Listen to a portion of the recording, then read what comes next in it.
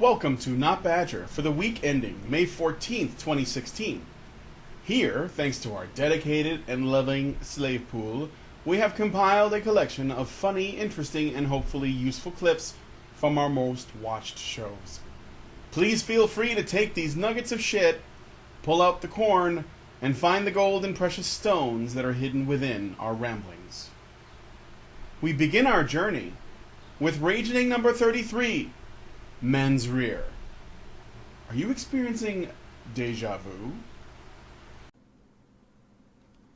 Beep. So, the folks at a channel named Nuclear Family have done a wee sketch called Men's Rights Podcast. You'll probably have seen it addressed on the Rant Circuit earlier this week. It's not often that something gets a double whammy like this, but you are now one of the samples. You know, what you've just done is a lot like what we do on this channel, actually. Most of the time, we, discuss contemporary events and refine some theories between us. But every now and again, just for fun, I'll press the button and we'll all laugh at a fucking stupid noise. Here we go. Dozens of women are accusing... How did you get the voice to sound like that? Is it some kind of dithering cockhead filter? Dozens of women are accusing beloved comedian Dave Hornsby, star of The Hornsby Show, of exposing himself to them and asking them to, quote, milk him like an old moo cow. Okay, you're talking about Cosby, aren't you? When it happened to Reuben Carter, Bob Dylan wrote a song about it. When it happened to Bill Cosby, you blacked up your face and went, I'm a civil rights advocate, look at me, I'm so dumb, I'm a CRA. History will eventually piss on your graves. I hope you know that. She had a dream that one day her little children will not be hanged because of the colour of their skin, but because of the contents of their underwear. It's that kind of a double standard that we're sort of against. You see, you know what? If it isn't good for the goose, it shouldn't be good for the gander. And if it isn't kosher for the gander, it shouldn't be kosher for the goose. That's the kind of stuff that we're against. I'm not exactly sure who these individuals are that you're representing. I would imagine alt-right talk show hosts. It's not enough that women can vote, that they can run for president, that they can abort our awesome kick-ass babies. Awesome kick-ass babies. You got some really ugly souls there. I mean, of all the things that you're mocking men who go through the hormonal changes involved in fatherhood and then become stressed and distressed over going through an abortion. Like, of all the people all the men you could be mocking, you mock them. I realized suddenly, and with a great crashing force, that I have come to the right room. Women always want more. Whereas men only recently decided they want basic human rights. And only very, very few of us. Probably still fewer than the transsexuals. Alright, go figure. Because it's not about being feminine. It's not even about being a woman. It's not even about being a large amount of women. It's about having the approval of a larger amount of women. And that's anyone's game. Unless they forbid men from competing. They wouldn't do that, would they? Oh, it looks like we have a caller on the line. Brother, how do you feel about these whores spreading lies? Oh, hey, are you guys women's rights advocates? Are you pro-choice? Because I've heard that pro-choice people have cooties, and the cooties have AIDS, and the AIDS has cancer. You do realise that's what you're doing here, don't you? I'm gonna stop you right there, idiot. You clearly don't know how gay you sound. You pussy-whipped white knight. Is that right? Is that right, bitch? Wow. No, you're cutting off shit, son. You ain't cutting shit. Get a load of this. Pro-choice people have webbed fingers and hairy anuses. Pro-choice people distill their own farts and drink them. People who affirm the human rights of women, have smelly feet. So smelly that it kills babies. Do you get what I'm doing here? Do you get who you are? All right. We'll be right back after word from our sponsors, GoDaddy, Carl's Jr., Donald Trump 2016. Oh, and also every vape company. Oh. You know all those things you just said? Those companies you don't like? You just advertise them. For free.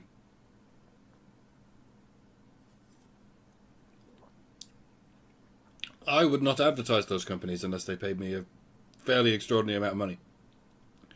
Whereas you are advertising them, despite them paying you nothing. And it is an effective advert. You are utter douchebags. And when people see utter douchebags disliking a product, they want that product. You prop up the things you hate the most because you cannot help yourselves. You live in your visceral cynicism like a tar pit, and you're stuck, pushing everything else up as you fail. And now you're slowly starting to prop up the men's rights movement. Please keep doing it. Douchebags unite! Tell the world what you hate, and watch it grow. I'm pro-choice. I think women should have the legal right to an abortion.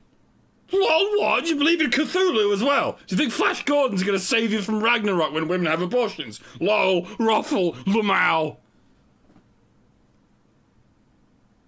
Like, it's really sincerely fucking worrying when you do that. It's like, what, you think we should join Europe? And we'll bring the dragons, shall we? Ho ho ho, and the gnomes and the goblins and the pixies. We'll have a Europe together. A Europe. Like, I don't even think we should join Europe, but I'm not going to give that as my reasoning. Because that's not just obnoxious, it's fucking doolally. It is actually the action of a crazy person. Doug Family here with some tips on how to unwind after a long day of pretending you're straight. I mean, working at a job is what I do. Good! Haha, funny! Why are you making fun of closeted homosexuals? Like, is this the dick channel? Is this I'm gonna be a dick channel? Like, leave them alone.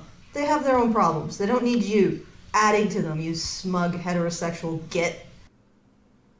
Oh, and do try to get over Melissa. Now we move along to Circle Zerker number 56, which is really Rant Zerker number 56, but it's a Circle Zerk, where Teal Deer pays a visit to the Badgers to discuss gynocentrism. Because it's still not very socially acceptable there to have, be promiscuous outside, or have sex outside of marriage or whatever. And so then she has a change of heart and she wants him to marry her, and so she brings a rape charge to coerce that out of him, right? And so essentially, when you look at a case like this university one, which seems to be based on this idea of we're going to protect her from her own decisions, right? And this seems to be, when you go back to like sort of the biblical idea of rape, right?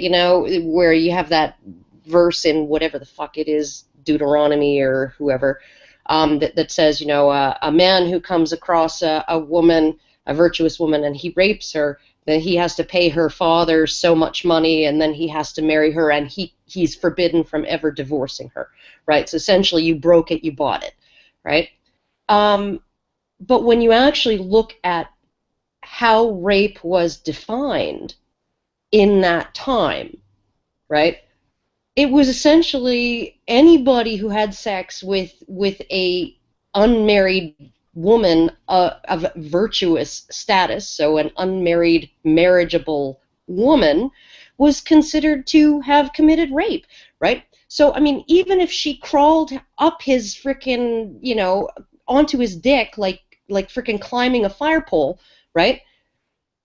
Even in that situation, it would still be considered rape, and the only person who's actually being forced by the law to do anything in this circumstance is the rapist, the guy, right? Because he's got to pay her dad and he's got to marry her and he can never divorce her, right? Whereas she's not. There's nothing in that verse that says that her parents have to insist on that, that she get married, or that she has to get married. Like none of that really applies. It's just like he has to make an honest woman out of her. So it's essentially like, how did we even define rape back then? Well, it was like, oh, the two kids, they fucked up, they done fucked up, and now we got to run them to the altar with a shotgun, right? I'm sure they defined all kinds of other things as rape too, but it seems like we're having this huge expansion of. Can I just slip in there, because I want to encompass all of these other things that used to be involved before women had sexual freedom.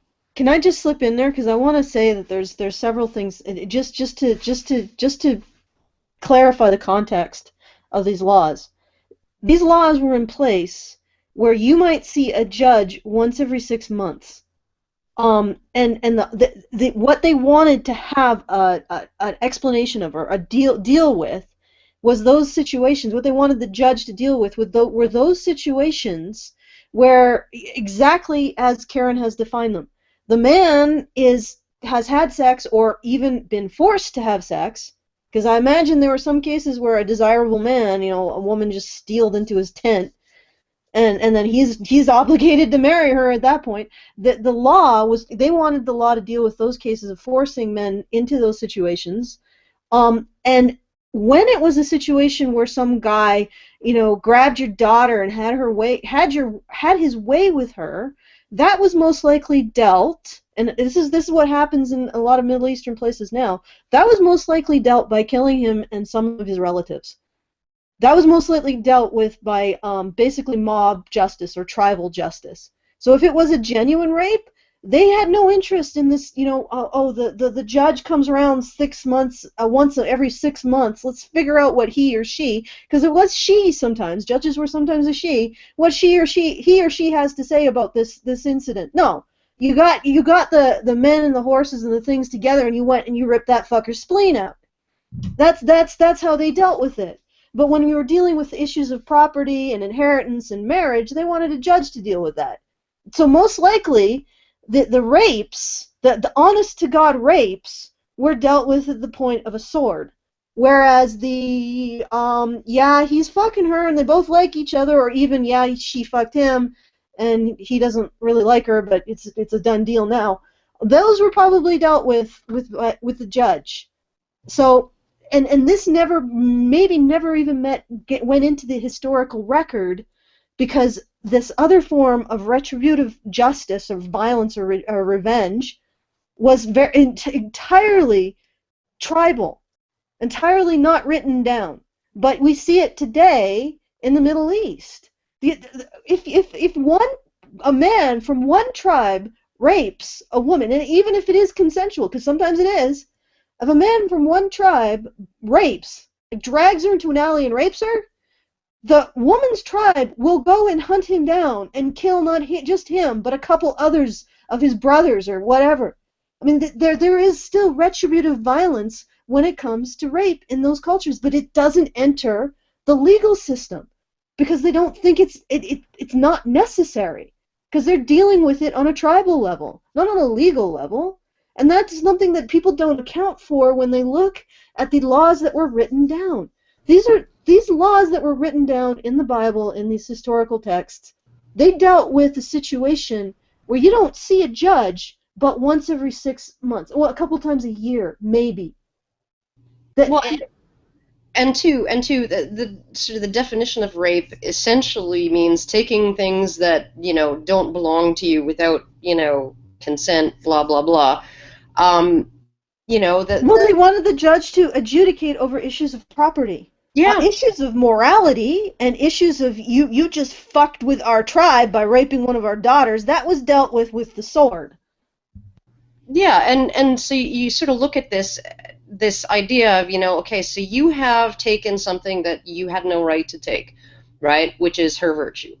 And whether you consider that to be, okay, that's considering women to be property. Well, no, not sort of, okay, because essentially a woman's virtue was her most prized piece of property, right? And of course, her family would be able to exploit that in matters of inheritance and in matters of making marriages that forged alliances between families and kept the fabric of the community together. Can I just point out something really quickly? The laws aren't saying that the rapist, the alleged or ravisher, I think would probably be a better term, has to support the woman's family or her father.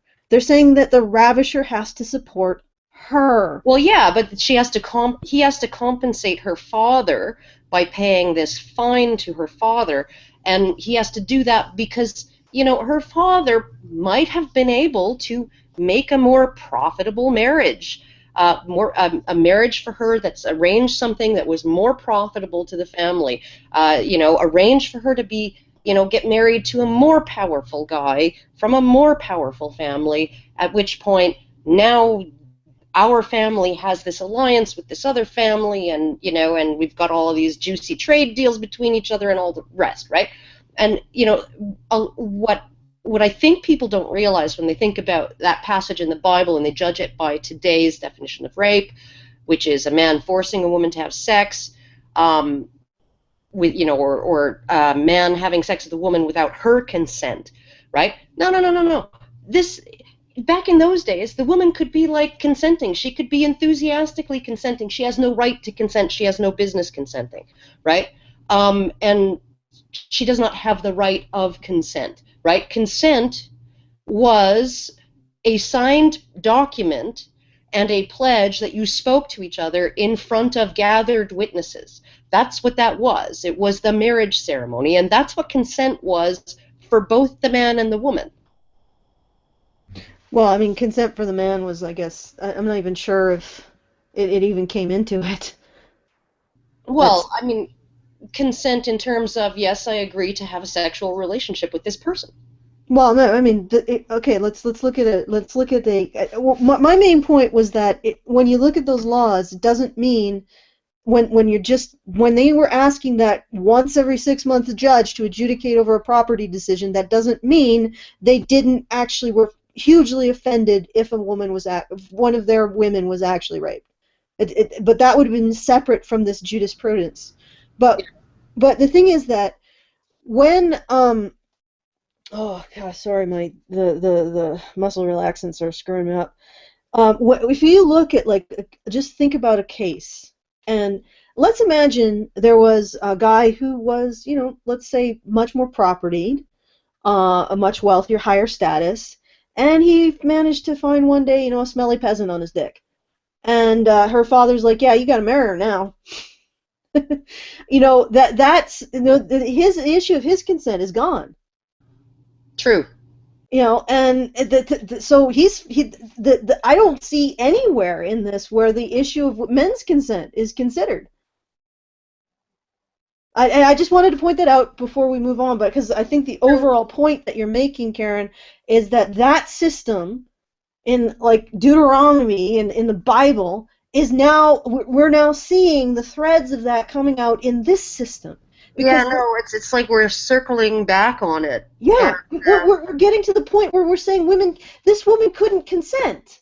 She literally doesn't have the right to consent. She doesn't have the right to consent to sex. She doesn't have the right to have her sexual decisions respected by the system. Now her virtue doesn't belong to her family, it belongs to the state. Oh, God. Oh, Mike. Oh, that is so disgustingly creepy. But it's so true. True. So now the state owns women's virtue, and the state decides when a woman has been raped or not. Not the woman, the state. And this is a fucked up precedent. And it is also based on benevolent sexism. Ladies, if you end up losing your freedoms and your rights, it's not because hostile sexists got bitchy at you. It's because benevolent sexists convinced themselves. As always, we have the people in the chat giving us the whole so love means nothing at all. People can't be in relationships for. Did I not mention this straw man argument a little bit earlier, where it's no, people can still do things for emotional reasons. This pattern of hypergamous behavior, this wanting to focus and give things on women doesn't have to be a purely financial gain. It doesn't have to be purely material. Material wealth and provision of resources is a component of it, certainly, but it doesn't have to be the only one. I find it hilarious that you can address this, and then only a few minutes later, people are still going to bring it up. They'll still bring up the whole, but my free will, my emotions, my love. It's like, we're talking about propensity for a behavior. Ask yourselves, okay? Now, free will, right? Which essentially means I'm going to decide how I feel. I am going to be in control of how I feel. Now let's talk about one of the most primal drives of any sexually reproducing species, right? Which is the drive of Eat hamburger. The drive of sexual attraction. Okay. Now we have this this fat acceptance movement, right? Or let's just say, okay, but now we have the pill, and most people don't even want to have kids, or most people only want to have a couple. And so I mean, like, okay, does this mean that people don't feel like they want to have sex? I mean, consciously, if you don't want to have kids, right, you shouldn't feel sexual desire anymore, because, you know, none of it's instinctive, right? And on top of that, if you decide that you don't want to have kids, you never want to have kids, you're a guy, you never, ever, ever want to have kids, well, who should be, rationally, logically, the most attractive woman out there for you? A postmenopausal woman, right? And you wouldn't care if she's 500 pounds. You wouldn't care if she looks like Throw Mama from the Train. You would not care because, you know, all of those beauty standards, all of those sort of universals, youth and a healthy weight and clean, clear skin and symmetrical features and that waist-to-hip ratio and healthy, full hair and all of those things that men universally find attractive, right, in women, right? Well, I mean, you're not planning on reproducing with her, and the only reason men find those things attractive is because, you know, that woman there, that perfect woman, she's a safe bet to reproduce. Well, you don't need to reproduce, so you should be able to talk yourself in to being sexually attracted to Trigglypuff. No problem. Absolutely no problem. Right? And you should also be able to talk yourself into loving her personality. Right? That's the harder bit, I think. Because, yeah, no, there's nothing about a certain personality or temperament on the part of women that men find attractive. Right? There's nothing about a certain female behaviors that men find sexually appealing just on a biological level. Yeah, no. No, that it doesn't exist, right? So, if your dick can get it up watching that gif of Trigglypuff, then you can talk about these airy-fairy woo notions of love, you know, cosmic, fuck, you know, all of this other shit.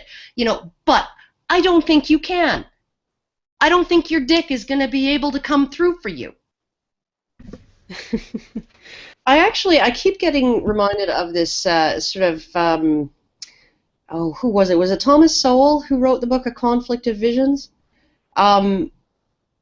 He essentially said that the difference between progressives and conservatives is a difference in their envisioning of humanity, right? And so you have progressives who they see human beings as maybe not entirely the noble savage, but corrupted by society rather than and corruptible by society. So they start off good, they start off innocent. Any parent of a child knows that this is not the case, right? You actually have to teach your children. They're psychotic little fucks. Oh, they are. They're so fucking psycho. I swear to God, if they will lie like rugs, they will, if they do some shit, right? And you're like, all right, who did this? And they will point to the other kid, right? Oh, he did it, and let him hang, right? If they can get away with it, even if they did it, and they know they did it, right? Like, kids are horrible sociopaths. But okay, so essentially, you have this idea on the left that if people are left alone, if people are made as free as possible, and all of their constraints are gone, and all of this, so there's no more slut shaming, and there's no more this, there's no more that, there's anything goes, and people will behave morally and responsibly and pro-socially, right? Just on their own, because it's society from the top down that causes people to behave badly toward each other, right? And causes all the evils in the world. And then on the conservative side, you have this idea that humans are base and selfish, and so you need to construct societal institutions and reinforce those societal institutions, maybe not legally every time, but at least in terms of social norms and behaviors that are encouraged and all of those things, right? To essentially squeeze people into pro-social behaviors. So when they step off the line on one side or on the other side, right? Society's there to kind of glare at them and get them behaving properly again, right? And I don't necessarily fully believe that either of these ideas is 100% correct, and I don't necessarily believe that either approach is 100% correct.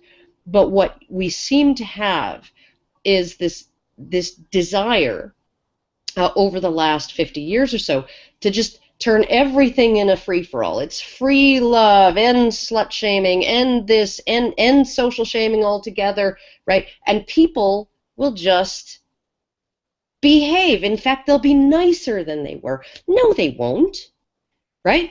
No, they won't.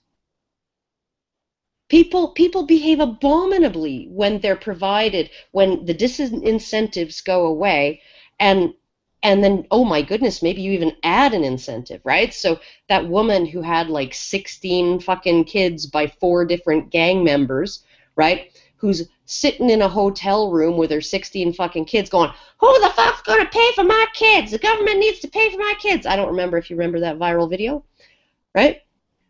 Okay, well, that's what happens when you let people, when you essentially, you just enable people to do whatever the fuck they feel like, right? You get shit like that, right? And there's no way if she wasn't getting money from the government, if there was nobody taking care of her first kid, she wouldn't have had the 15 more, right? Or however many it was, 8 or something like that, right? You would not have ever seen that happening, right? But we don't necessarily have to have legal disincentives or political disincentives or, extreme financial disincentives. We just need to stop rewarding bad behavior. Like, we need to just stop paying for it, right? Because what we've been doing since the war on poverty is we've been paying women to leave their husbands or boot their husbands out, right? And deprive their children of fathers. We've been doing that, right? Which means we're paying women to put their children, their sons, on a path, on a pipeline, towards all kinds of difficulties and dysfunctions later in life, and their daughters, right? We've been paying women to do this. We've been paying them, right? All we need to do, we don't even need to shame them. Just stop fucking paying them to do it. But I wanted to say something about outliers and gynocentrism. And women, I think in many cases I would say the Honey Badger Radio is probably outliers in terms of challenging our own gynocentrism. And I know that I'm not going to say that I am somebody who's like, oh, I was born free of original sin. I have to challenge it. I have to say to myself, you know what? You chose them, and that's good enough. And it's not and not in a way that, like you're resigned, but that you look at it in terms of being grateful for what you have. And and I wanted to say, like, I may be an outlier, but when I look at my life, and I'm going to use an example, that I had an experience. It was a few years ago, but I went to Fort Mac to present a proposal. Like we were. I'm an environmental design student, or I was, and we created a urban renewal or urban update proposal for Fort Mac. And I went there to present it, and it was a flight, and I was with another woman from my group. We did the presentation. It was a great presentation, and we had to sleep in the same room because we didn't have enough money to get 2 separate rooms. And I remember that when I was going to sleep, or I was getting ready to go to sleep, I had my cell phone, and I called my husband, and we talked a bit, and of course I missed him because it was a few-day trip.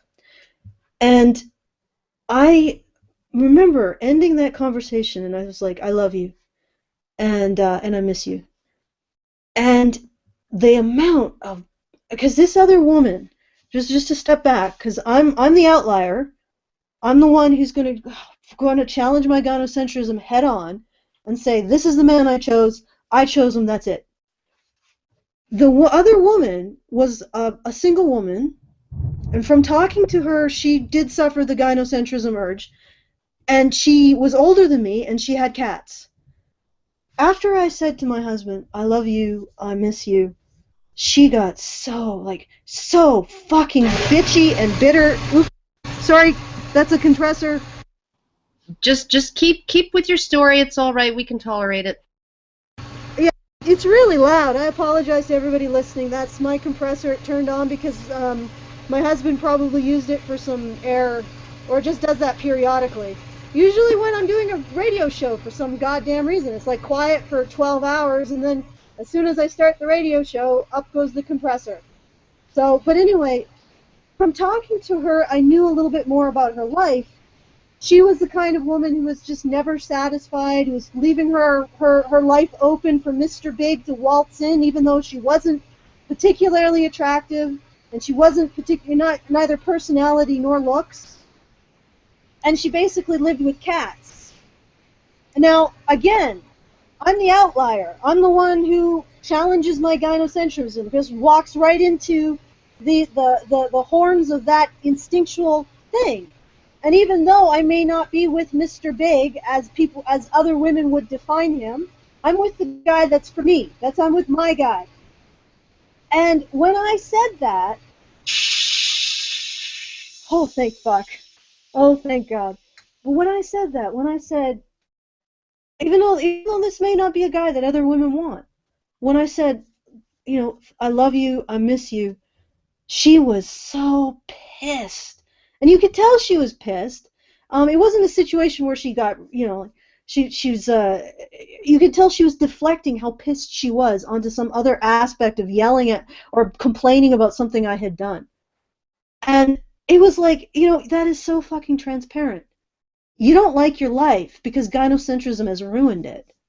And I'm the kind of person who has said, no, I don't want to be. I'm perfectly happy being with this guy, even though he may not be the alpha male from a fucking romance novel or Mr. Big from whatever, that stupid Sex in the City. Or perfect in every way or whatever, yeah. Yeah, I'm happy with this guy. This is my guy. And at the end of the day, I am going to fight my gynocentrism to stay with him if I have to. And I will. And at the end of the day, I get to say, I love you and I miss you. Who the fuck do you get to say you love and miss? The cats? And that's the thing. I'm an outlier. But in being an outlier, I am happier than 95% of women.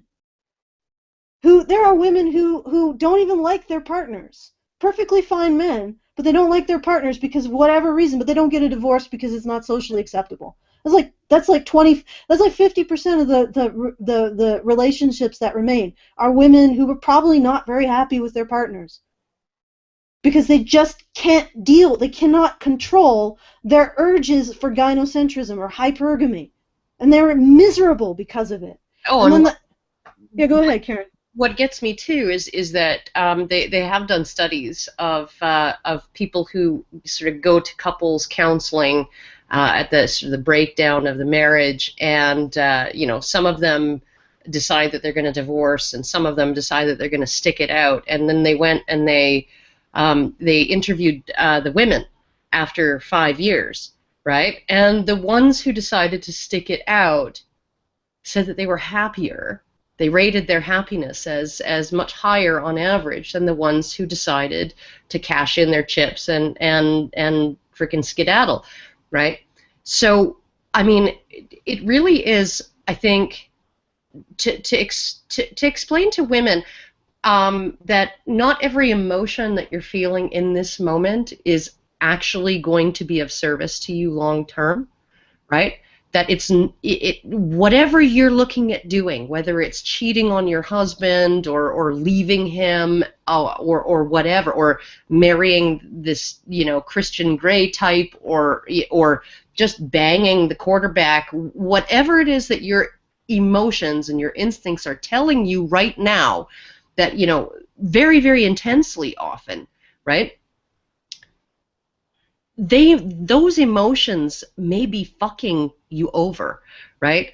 They may not be, in the long run, the decision that will bring you the most happiness, right? And so you just need to actually be aware of where those instincts come from, what underpins them, right?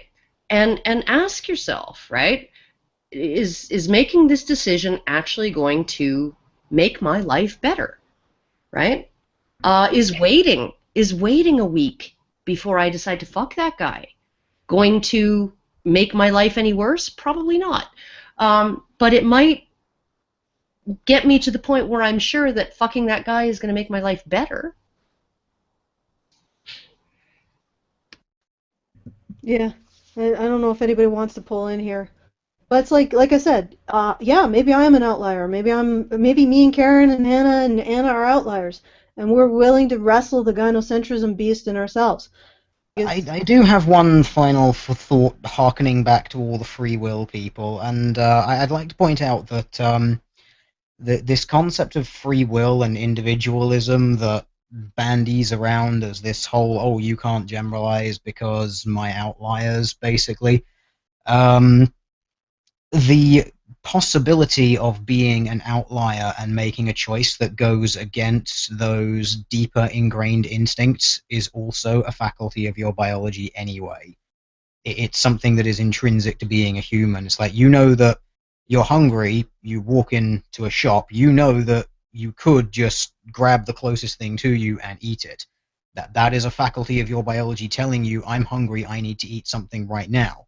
There is a different faculty of your biology in your brain that allows you to think ahead into the future and realize that, no, if I do this action will have consequences, that action is not acceptable, I must therefore do the opposite of my initial urge.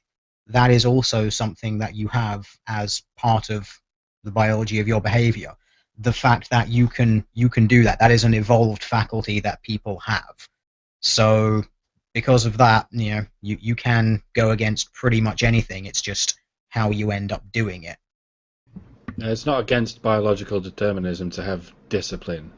I mean, this is what discipline is for. Not just martial arts, but all kinds of arts and all kinds of sciences. Well, and morality. It's part of your biology. It's not going against your biology. It's part of it. Yeah, morality. There's a mechanism in the human brain for morality, just as there is for language. Like our capacity for language is entirely biological. So is our capacity for morality, and we're not the only species out there that has something like morality and a sense of justice and all of those things. So it really is about allowing certain parts of what is biologically there to take precedence over other parts, and that I think is what makes us particularly special, is because we can actually have a certain level of complexity there that other species don't have. So I mean, we have the instincts. That's biology, and regardless if you want to say that everything is biology, I mean, I'm going to draw a distinction between the social structures that control the instincts, and that promote discipline. And basically, it's pulling off of what Karen said. Our instincts can make us very amoral, and destructive, and then we have society helping us control that and develop like a superstructure in which we can create the most happiness for ourselves and others. And I would say that that's where the socialization may come in, to control and to manage your instincts. Let's continue with Polecat Cast number 59 and look at the ways in which Captain America is now a douchey libertarian. Now, the National Association of Scholars denounces a case of bias against Springfield College, Professor Dennis Gowes. Gowes has always been a very communicative academic, letting his ideas open to debate from students and colleagues, but his department, dean, provost, and president decided that his views were impermissible. In 2005, Gowes adjusted the general preoccupation with gender by creating an experimental course entitled Men in Literature. This is an experimental course that he made, which was very popular among students. So after 8 editions, the course was approved as fully established in the curriculum. It had the full support of college authorities. When Professor Gowes was teaching a different course on college writing, one of his assignments was negatively criticized by 4 students. The assignment was an essay on how men were treated in the student's academic environment. 2 of the criticisms were vague. The paper is a little absurd, for example, and, quote, I would suggest changing the topic. But the other 2 were a little bit more explicit. Quote, change final paper, include females on campus, and, quote, I find the topic a little insulting. I do not appreciate having to write about how men are treated unequally on campus when there is no unequal treatment of men. I mean, we had this great book that I kept, and it's basically several writings from all these people throughout history, from the period of, let's say, post-Renaissance, you know, like right after that, right into the Enlightenment and the Industrial Revolution and the World Wars up until basically like the 60s. And in there's writings from all these different people. There's like stuff by Joseph Stalin, there's stuff by Voltaire, there's stuff by John Locke, and so on. And one of the things that we had to read was Mein Kampf. There was a section from Mein Kampf that we were supposed to read. And the point of it was to understand the language that Hitler was using when he wrote it and where he was getting his ideas, which were places like, you know, he was getting it from Darwin and, like, you know, other people before, and of course he was using it for his own ends.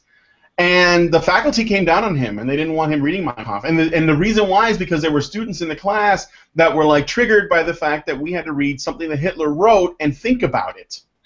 And, you know, so it was kind of mind-blowing, because I actually was really fascinated. I wanted to read it because I was curious, you know? Yeah, because it gives you insight into the way these people thought and the things that they did. It's like, and if you can't separate yourself from your little feelings and being all pooey, oh no, boo-hoo, Hitler's bad, for the furtherment of your education and your understanding of the world around you, get the fuck out of college. You don't belong there. Mm-hmm.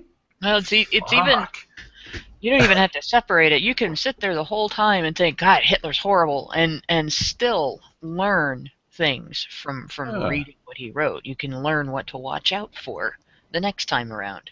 Yeah, this is why history repeats, is because people don't study history and understand the methodology and the way that people like Hitler went about doing what they did. And when you ignore things like that, you turn a blind eye, you're turning your blind eye to information that can potentially keep you from having the same things happen again in the future.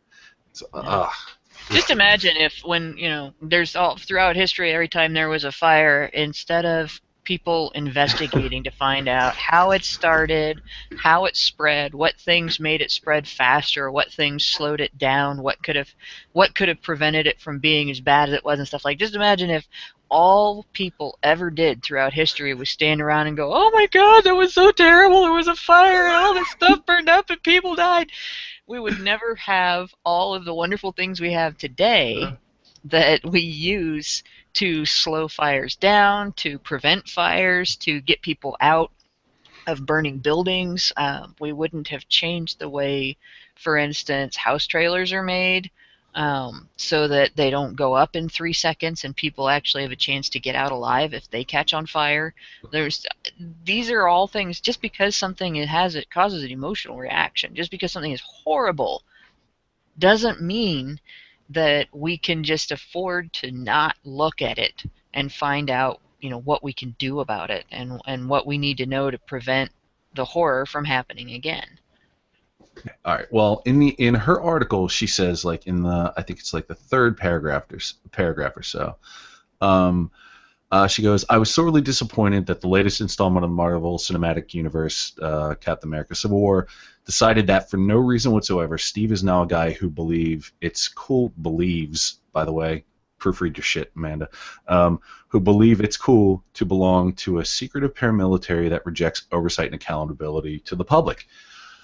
I don't think she could have missed the point any harder with that statement.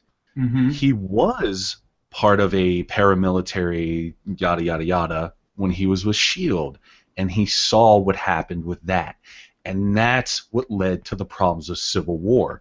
Well, among other things, like you said, the thing with Tony Stark, where he was feeling guilty because of everything that he had done, which is funny because Cap is the one feeling guilty for basically all the shit that Tony Stark did, which is it's like they mainly it's Ultron, right? Like that's the thing that Tony Stark could feel guilty for that makes sense. Yeah, exactly. But yeah. But the fact that Amanda Marcotte just misses the fucking mark so hard, just right out the gate, is just amazing. She is so tone deaf when it comes to this, though, because Cap saw what happened when they had oversight with S.H.I.E.L.D. He was working for S.H.I.E.L.D. Everybody else was working for and with S.H.I.E.L.D., and he saw firsthand how that fell apart, especially in Winter Soldier. I mean, it was very plainly evident within Winter Soldier. He saw it falling apart, and he saw the problems inherent with that. And the problem he had in Civil War was the fact that they wanted to just hand it over to another governing body who was going to tell them what to do again. Like if you look at Winter Soldier, there's a part where Cap finds not Scarlet Witch, fucking whatever. Winter Soldier? Oh, no, Scarlett Johansson's character. Christ, why am I fucking dumb at? Black Widow, thank you. Sorry, I'm fucking fully retarded right now. Okay. But he found her like downloading S.H.I.E.L.D. information from the ship when they were boarding the ship at the beginning of the movie. Mm-hmm. And he was like, wait, what are you doing? You're jeopardizing the mission. And that was his first kind of glance into like, oh wait, there's more going on here than I am aware of, and I don't like it. Because, Cap's very above board. He's very, he wears his he wears his shield on his sleeve, as it were. But he, that was the beginnings of him seeing the problems with a large entity controlling these powerful beings and these super spies and all these other people. So Marcotte just totally misses the point right out the gate with that. And it's just like, did you watch these movies? I mean, because I don't think you did. A clear indication that Captain America, at least, because I know if we go into the comics, when you have a comic that's been running for how 75 years, I think Captain America is a 75-year-old comic character. I mean, you're gonna find somebody's gonna go into history and be like, here's a time where he was more like this. Who cares? Point is, in the film's continuity, really, he's always been a libertarian, and then and the thing is, Amanda Marcotte says it like it's a bad thing, and I find that really funny because. She's working under some weird assumptions about what libertarianism is, but if she agreed with Cap in Winter Soldier and somehow disagrees with him in Civil War, well, then she's not paying attention to what she both doesn't know what libertarianism is, and secondly, she's having issues making peace with that inconsistency because she may also not know what liberalism is. Maybe she might not be playing out the liberalism that many of us call classical liberalism, which is actually very close to libertarianism today. At least that's what it seems to be. But I want to add on to what you said, Scott, and comment on the Winter Soldier. I think the moment I discovered the Winter Soldier Captain America was definitely a libertarian, because if you look at the first Avenger, there really isn't a lot of points where his political beliefs or his sort of his political beliefs or his ethical beliefs are challenged in that way. It's relatively black and white, although a tremendous fun ride. Yeah. But in Winter Soldier, it gets way more complex. Absolutely. And the best bit is when Nick Fury, who obviously is well intentioned and he wants to protect the people of the world, essentially makes those 3 helicarriers, and he's like, "We're finally ahead of the curve." And Captain America immediately goes, "You're pointing a gun at everyone on Earth, and you're calling it freedom. This is not freedom. This is fear." And when I heard him say that, I was like, "He's a libertarian. He is saying that's really what it is." Because what he's talking about is the state. Like you got to make this abstract it further. The state is a gun. That's what its purpose is. It's force. That's all it is. Now that doesn't mean it can't be useful. However, that is what it is. That's what the state does. So if the state says, "Hey, we're going to put cameras on every corner, guns on, operated by robots or drones or whatever, all over, so you guys can feel safe," it's not really freedom. It's security. There is a trade-off. Like, the more security you get, the more freedoms you lose. And Captain America is of the belief that, the freedom of the people should not be compromised for the sake of safety, and there has to be a better way. He doesn't agree with that, and he walks off. And then as it moves on, the point that's made in the Winter Soldier is that if you give a governing body ultimate power with their ability to exercise essentially guilty until proven innocent tactics, which is what, when Nick Fury says we were ahead of the curve, and then later Arnim Zola says, "I made an algorithm that basically determines who's going to be a threat to us, and we can just kill them before they do anything." That is, that's like Minority Report. That's like basically, we're going to predict what someone's behavior is and then remove them from the equation. We're going to save the lives, Robert Redford's character, Alexander Pierce, says this, save the lives of 7 billion people by killing 20 million of them. Right. And he might be right about that. But the point is, the compromise is not worth it in the eyes of Captain America. Right. So this is not inconsistent behavior when you look at Civil War, which takes it further. And isn't it a fucking joke that the people they have to go through in that movie are the United Nations? Yeah. I mean, that was the key thing about the movie. The UN is the one with the power. I was like, oh, get the fuck out of here. Well, yeah, I think it's kind of interesting the attitude she took toward this, because it's another example of inconsistency among feminists. I mean, when it looks like oversight is going to place restrictions or requirements on a feminist-supported industry like the abortion industry, then we understand nuance and they can acknowledge that function matters and dysfunctional regulation in the name of oversight is a bad thing. But when it looks like libertarian ideals are being promoted, suddenly government oversight is always good and important. It's always in black and white. It's either or. There is no in between. And so if you call something oversight, it automatically makes it a good thing. And it's like every single time something like this comes up, every single time there's a character or a plot line in a story or a movie that in any way demonstrates how poisonous that line of thinking is, they get mad. They get their panties in a bunch. And this is the same thing. She's just got her panties in a bunch over showing in a movie that in real life there is nuance, even when you like the side that is doing something bad. In real life, there is nuance even when you approve of the government control. It still has to be functional, and it still has to be minimal. And yeah, going through the... How would you like it if you had to have a city council meeting to approve every time your local police department needed to respond to an emergency situation, or the EMS, or every time there was a fire, you get a hold of the mayor, and the mayor has to call city council meetings. City council has to decide whether it's necessary for the fire department to drive through town with their lights and sirens. Yeah, it'd be like Brazil, like all the... Yeah. Exactly. Go ahead, Hannah. I'm sorry. But that's just it. These are pretty cut and dried, obvious situations, and that doesn't mean that there can't be oversight. If the fire department goes pell-mell through the city and they drive through somebody's yard and hit their house, instead of taking the roads. There's oversight on that. There are consequences. The driver will get in trouble, but you don't have to have a city council meeting before they go out and fight a fire to prevent that.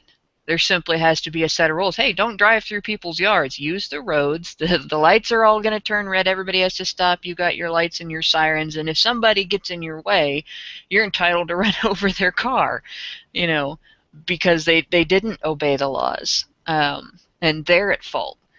But you can't go through somebody's house to get there. And clearly, there are nuances. Clearly, there are ways that things like this can be handled.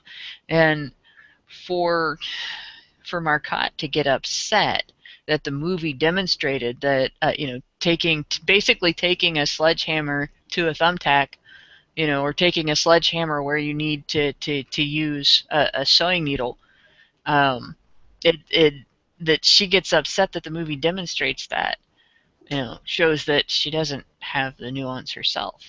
Right. And this is something that feminists do to women, but it was portrayed in the movie very very well. You can't lock someone up to protect them. You cannot lock someone up to protect them from making mistakes. You can't lock someone up to protect them from being perceived as bad because they have made mistakes. You can't lock someone up to protect them from being hated or feared or misunderstood. None of those things work. I mean, I would relate that aspect of the movie to Carrie. Yeah. Because that's by Stephen King, because her mother did the same thing. Her mother felt misunderstood and feared that she would be misunderstood and mistreated, and so she isolated her. And that feminists do that to women in mass. And I'm surprised Marcotte didn't get up in arms over portraying that as bad, because they do. You have to be isolated. You have to be afraid. You have to act like all men are bad and are to be mistrusted, and they're not. You can't assume they're not going to hurt you, and so on. That is a huge problem, and it was interesting to see. It was interesting to see the movie demonstrate how wrong it is to take that as the reaction when someone has a situation where they're at odds with the rest of society. It's a small thing, but I think it's important. She mentions that what Cap is doing, and I don't have the article right in front of me, but what Cap is doing is he is preferring a small group of mercenaries, which are the Avengers, over a government-controlled group of basically that's more like would be considered part of the military of the government or whatever. Mm-hmm. And that's inaccurate because mercenaries get paid, and the Avengers do this for free. Right. They do, right? So it's charity. Yeah, it's altruistic. Yeah, it's altruistic. They don't do it for money. They don't need it because Tony takes care of everybody. But for the most part, though, they're not asking for money from anyone. They're not taking money from the state. They're not taking money from individuals or whatever. It's just Tony thinks this is the right thing to do, and they do it. That would make them more along the lines of vigilantes, I suppose. But again, it's just important to point out the difference, because if it was true that they were mercenaries and they were basically getting paid to do it, and I guess you could make a better moral argument for it, but this is not the case. This is basically them doing what they can with what they have, and technically, Captain America is a member of the military, so he's not a vigilante. That's true. So there's that. I wonder. They didn't really go into that, but yeah. So there is that as well. Sure. Yeah. Women Write About Comics. It's actually a website called womenwriteaboutcomics.com, which I think that just based on that, buckle up, buckaroos. Oh boy. When they have to start by identifying their gender instead of what they're doing being the primary thing, it's a bad sign. Yeah. Okay, so womenwriteaboutcomics.com. All right, so this opens up with a tweet by Matt Moylan. Remember, if you are offended by a simple piece of artwork, that's entirely on you. You chose to be offended. For those of you who don't know, Matt Moylan works as a director at Udon Comics. Udon Comics is best known for the Street Fighter comics, Darkstalkers, and a bunch of other Capcom properties that were turned into comics, and they've expanded to do a lot more stuff since then. So, Udon, A Bad Thing, Frank Cho, Anuses, and Visual Impact by Claire Napier. Comic book covers are perfectly able to communicate that femaleness is concurrent with status as a receptacle for masculinity, and that it's not rare that they do. Idealized images of women are used to define what it is to be a man of fathering age, i.e., a virile man, which masculinity uses to mean powerful and aspirational, by said illustrated women being fuckable. Of course, fuckability in illustration often, and in this case, contains the imagined quality of consent, because men, largely, do not want to be definable as rapists. This is why so often marketing professionals, which includes commercial artists and cartoonists, will say, she's empowered, and she's just enjoying her sexuality. What they mean is, I wanted to draw someone I wanted to fuck, who I could fuck if she were real, so I drew someone who wouldn't say no to me.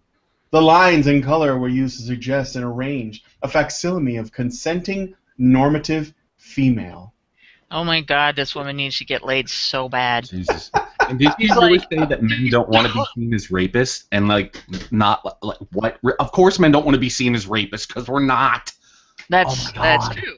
That's true. Now, a woman starts thinking like this when she's obsessed with being wanted. And isn't getting the attention that she wants. She wants to be a receptacle for masculinity. She wants to. She calls this man virile. She wants an excuse. She wants to hate men for not wanting her. This is the Andrea Dworkin type syndrome. Oh, it is. Absolutely. That's what I was getting ready to say. Like, perfect. I have to imagine that all of the men in the world are desperate for my ass. And I'll bitch about it until the end of time in order to feel like it's true. Can I make a bad joke? Mm-hmm. You can make all the bad jokes you want. Well, in her case, there's enough ass there for all the men in the world. I drew someone who wouldn't say no to me. That is beyond retarded. Nobody can draw an image that has opinions about any fucking thing. What the fuck, woman? Are you saying this is all fictional, Brian? I don't quite understand. Have you ever heard of this concept called suspension of disbelief? New thing going around. You gotta realize what this is. This is a interest or desire in controlling other people's experiences and other people's right to seek experiences. A man is not even allowed to want. He's not even allowed to have an interest in companionship. She has the right to even control any fantasies he might have about companionship. Now, I'm not saying that these drawings are those things. They're not what she's accusing.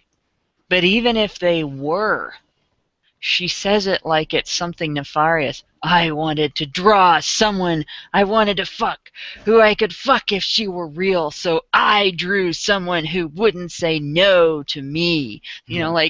So? No. What if it were true? It's going to play out in the real world, though. What if the guy got off drawing a hot chick on a piece of paper who he could imagine wouldn't say no to him? Who does that harm? Right. Without there being a female monopoly on controlling human sexuality, if women are not completely and totally geared towards controlling both their own sexuality and men's sexuality, if that's not the case, then who would be harmed by that? Who would be harmed by his imagination in his own workspace and his own home?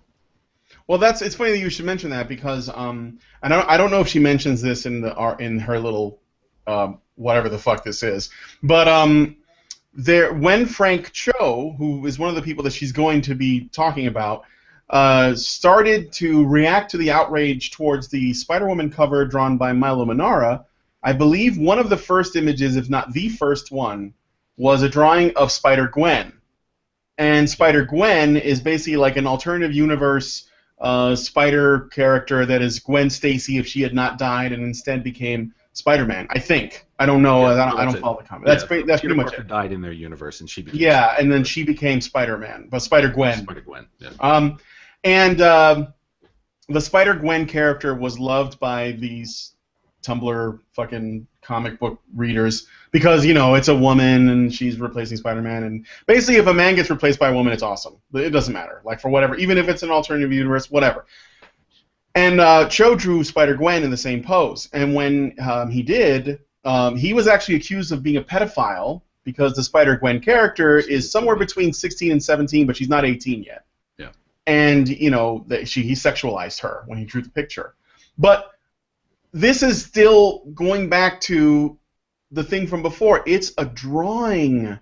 It's lines. It's not an actual 17-year-old woman. There is no such person in real life. This is a drawing. You know? What? How old is Nightwing? I don't know, but I mean, I'm guessing that. Well, he's probably in his like late 20s, early 30s. Oh, okay.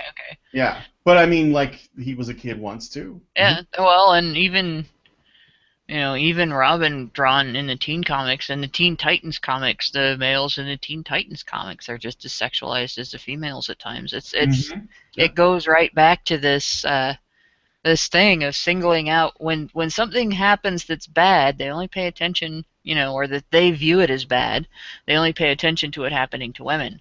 Or when they want to treat something as a bad thing, they only treat it like a bad thing when it happens to women. Yeah. And it doesn't matter when it happens to men or boys. Yeah, but pretty much this is just what she's doing here. To me, is just she's just exercising critical theory in places where it doesn't belong by trying to make, because essentially this is like, and I don't want to get, this is basically like criticizing, I don't know, like any image. Archie comics could be basically seen this way. If you know, when Betty and Veronica were what, like they were high school students, so they were somewhere between 14 and 17. And considered underage, and there were lots of drawings of them in swimsuits, and you know there was a lot of sexual tension in those books, even despite the fact that they're kind of stupid, you know, little strips that have humor. But a lot of it is about attraction and teenagers. And there's no, like, you can talk about legal age of consent all day long, but if you don't think teenagers feel sexual urges until they turn 18, you know, you're a fucking idiot. I mean, so. And to discuss that openly, that's not a big deal. But the point is, beyond that, these are just lines on paper. And Frank Cho was thrown under the bus because essentially they were looking for something to come after him for because they didn't like the fact that he was calling them on their shit, and so they tried to accuse him of pedophilia. Something that, by the way, if the right people are pedophiles, they will defend. But if the wrong people are pedophiles, they will come after them. Yeah, like Germaine Greer in her book of Beautiful Boys, and whatever it was called, and the boy she put on the cover of that actually was very upset that she used his picture. She used it without his consent, and she has an entire, like, that entire book is full of pictures of adolescent boys, and they're not drawings. Mm-hmm. No, they're photos, right? They're photos. Uh-huh. So for a feminist to get upset about stuff like this, you know, that she's doing the same thing, and you don't really see feminists talking about that. Nobody's come out and said, you know, Germaine Greer can't be one of us. We can't accept having her in the movement because she did this. No, none of them have come out and said a word. And if you bring her up, you know, a lot of times they'll dodge and weave and backpedal and, well, it's not bad because of this or that, or rationalize different things. But or they'll say, you know, she's a rad femme. But very rarely will you get, you know, this type of reaction of condemnation like you get in situations like this when it's fictional and it's not affecting anybody. Well, you see, Hannah, they can't throw their allies under the bus, though. They have to protect them, you know, so they can maintain a strong front and all that shit and maintain their double standards. I mean, what is feminism without double standards, you know, as it is, so. Yeah. I just think it's kind of funny though, because like these movements, be it like the Tumblrettes or whatever you want to call them, or whatever it is, they create these sacred cows, and Gwen Stacy or Spider Gwen is their latest sacred cow. And if anybody does anything against the sacred cow, it's just like, holy hell, you're going to end up with bullshit articles like this. It's just like kind of like you get these crazed superfans, like with the Steven Universe stuff that happened. That whole fucking thing. It's the same kind of dynamic, where these people create these sacred cows, and then you can't ever touch them. You got to leave them alone. You got to bow to the altar, and if you say anything wrong about it, you end up with some, insane woman or some insane person writing this obviously projecting article. It's just like, Jesus Christ, could they be projecting even more than they already are? It's fucking ridiculous. Yeah. In this case, one cannot imagine that a drawing of a woman must register to all viewers as a real person consenting to perform sexualized positioning for an audience of the entire anonymous world. One must allow that swaths of one audience may think, if this represents woman and I am woman, then there is an assumptive sameness between me and her. That one's art may result in many viewers thinking, what the fuck? Do we have to deal with this basic aggression? With this assumption of post-pubescent, premenopausal women's desire to look like a flat, carefully directed image which Joe Average would want to spurt on all the time? One must allow that the continual... I'm trying to get through this paragraph. Look, no comic collector is going to spurt on their comic. They're going to bag it and board it and put it in a box. Or they'll buy two, one to keep like a prisoner in plastic. I'm not reading, I'm going through her head. And the other one to use as a receptacle of his virile manhood. Virile manhood, you know what it reminded me of? Do you remember the movie The Mask of Zorro? Has anybody ever seen The Mask of Zorro? Antonio Banderas. And it's the first time he meets with Catherine Zeta-Jones, and they have a sword fight. And after it's over, he like kisses her and runs off. The typical Zorro thing, right? Yeah. And her father comes in, who's like the villain of the story, and he asks if Zorro was there or if the man was there or whatever. And she says, "Yes, I fought him, and he left. He left." And he's like, "Well, can you describe him?" And she's like, "No, I don't. He was wearing a mask, but he was very vigorous, father. Very vigorous." He was like, vigorous. And she goes, "Yes." But she can't understand. Like, she obviously was attracted to him, and he was just confused by it. But this is sort of what it sounds like. Like, she was angry at him, but she was very attracted to him. And this is like, I get the same sort of feeling from that. You know what this reminds me of? I want to see what this woman would write about Dot from the Animaniacs. Oh, Jesus Christ. You know what this reminds me of? Like, I can't think of the movie. But what is Rosemary Clooney, George Clooney's mom?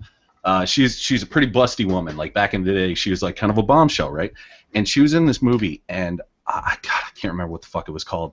But basically, she was playing like kind of this prudish, kind of like feminist prude from back in the olden days, whatever the time period was. And basically, she was all super prudy and stuff, and she's like, kind of like, oh, no lips that touch liquor will ever touch mine, kind of thing. And then she gets drunk, and then she fucking basically rips off her dress and is running around in a chorus of being like, woohoo, like that. This is what I see this person as. I'm seeing, like, if you would give her a shot of fucking like whiskey or something, and she'd be like, let's fuck, woo, because she's just so, she's repressing herself and creating these specters of all the men just jerking off on comics and all this stuff. It's like, oh my god, she is so projecting so fucking hard. This is crazy. We just need to let loose a half-crazed Mississippi squirrel in the first church of feminism. That's what it is. Oh my gosh, this is ridiculous. The one line that killed me. If this represents women and I am woman, like, not I am a woman, I am woman. Like, I am all really, woman. how arrogant can you get? Nobody is all women. Yeah. I mean, it made a nice song and all, but nobody is all women. Who is that? Helen Reddy? Like, no, I am woman, hear me roar. Well, there was I am woman, hear me roar, but I was thinking of I'm every woman. Oh, the Whitney Houston one. Yeah, the Whitney Houston song. Yeah. It's we all have our sex in common, Yeah. and we all have like the biological things that go with that, and there are things that we can find as commonality with each other because we're women. But for crying out loud, we're not each other. Right. There is no universal woman. Yeah, and that brings up a good point, because like when we're reading this, it's like this person thinks it appears anyway that she strongly thinks that she's speaking for everybody, and she's like doing them a favor. And she's very presumptive in this. Very that's presumptive. Incredibly insulting. It is, honestly. I find it insulting as a man. I think it's how dare you. Then she goes on. There's an assumptive sameness between me and her, which is her way of saying this image puts pressure on me to conform to an ideal, which it doesn't. Yep. It's neat to look at, but it's a superhero. What ideal do you think an ordinary person is supposed to conform to? Oh yeah. In a superhero. Yep. But for crying out loud, once again, she's on about something that happens to men also, and boys also, as if it's a uniquely female experience and a uniquely female problem. And it's not something that is the degree of problem she makes it. There are always going to be images of people who look better than you. Every person can say the most beautiful person, conventionally beautiful person in the world, the most beautiful feeling person in the world is going to find an image out there that they're going to find more beautiful than themselves, and that other people around them are going to find more beautiful than them. And they don't have to meet that standard. Like, beauty is not the only thing in the world. Sexuality is not the only thing in the world. And sex appeal is not the only thing in the world. Yeah. And it's so ridiculous. And it's so kind of silly too. Yeah, it's kind of silly too, though, that we're talking about superheroes here. These, just at their core, superheroes are idealized human forms.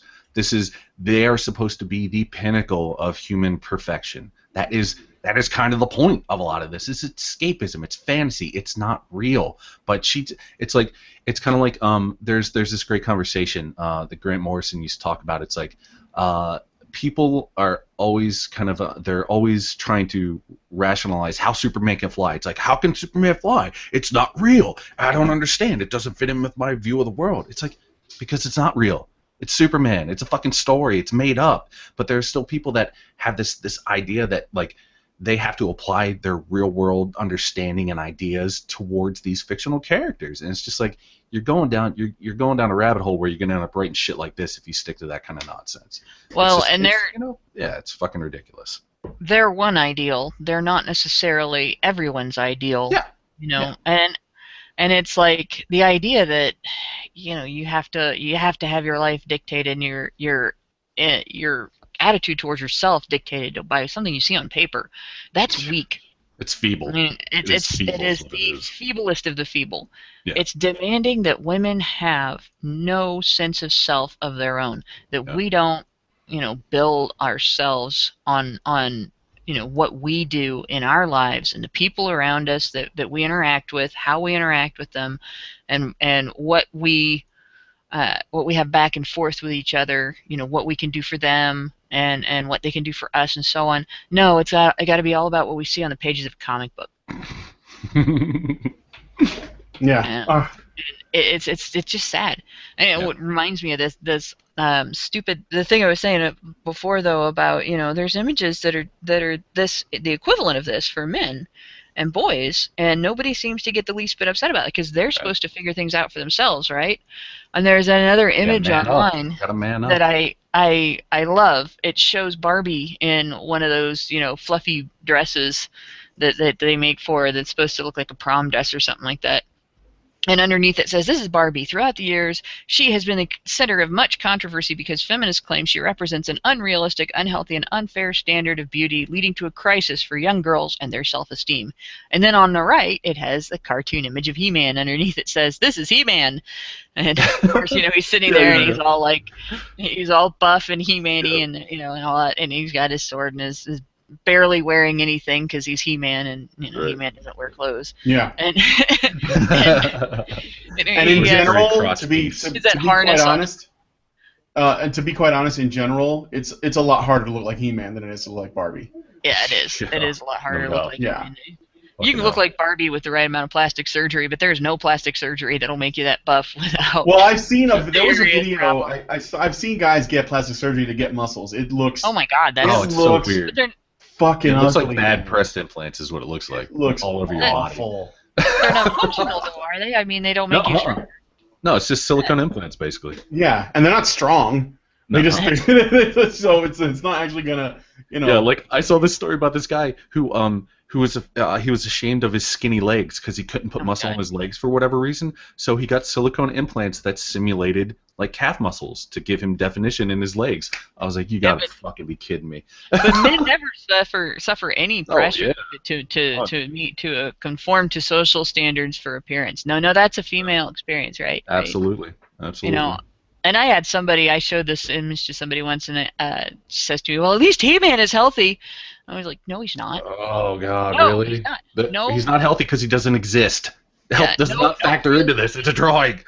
No real human male gets to that shape without making it the focus of his life. Yeah. Men who are competitive bodybuilders, men who are competitive bodybuilders really rip themselves up, no pun intended, but really rip themselves up to get there. And a lot of them end up having gallbladder issues and other types of bodily damage from the types of dietary habits they have to develop in order to do what they do. Yeah, and all the supplements and things things that they take too. That takes a big toll on their kidneys and their liver and all this other stuff. Yeah, absolutely. And many of them also become anorexic. There's also the issue of developing an enlarged heart if they take steroids. And there have been a fair number of them who've been caught taking steroids, and there's probably many more who aren't caught. And steroid use can lead to an early death, and a very sudden one. And it's people don't realize how dangerous that is. And so the idea that this is not just as bad, in fact, it could be. I could argue that it's worse. It's harder. But yet again, here we are focusing only on the female experience as far as the public is concerned. Deification, rather. Deification of fuckable, and there's bigotry in this library of symbolism. Plenty. Up for it, babes. These fuckable up for it babes place, holding for women, for the concept of a woman, feels like a bare, dirty foot on the linoleum of our souls. And the linoleum of our souls? And, okay. Oh, the shoes are made of linoleum? What? I want to know what drug this woman is taking. Same. Or rather, maybe she should have some.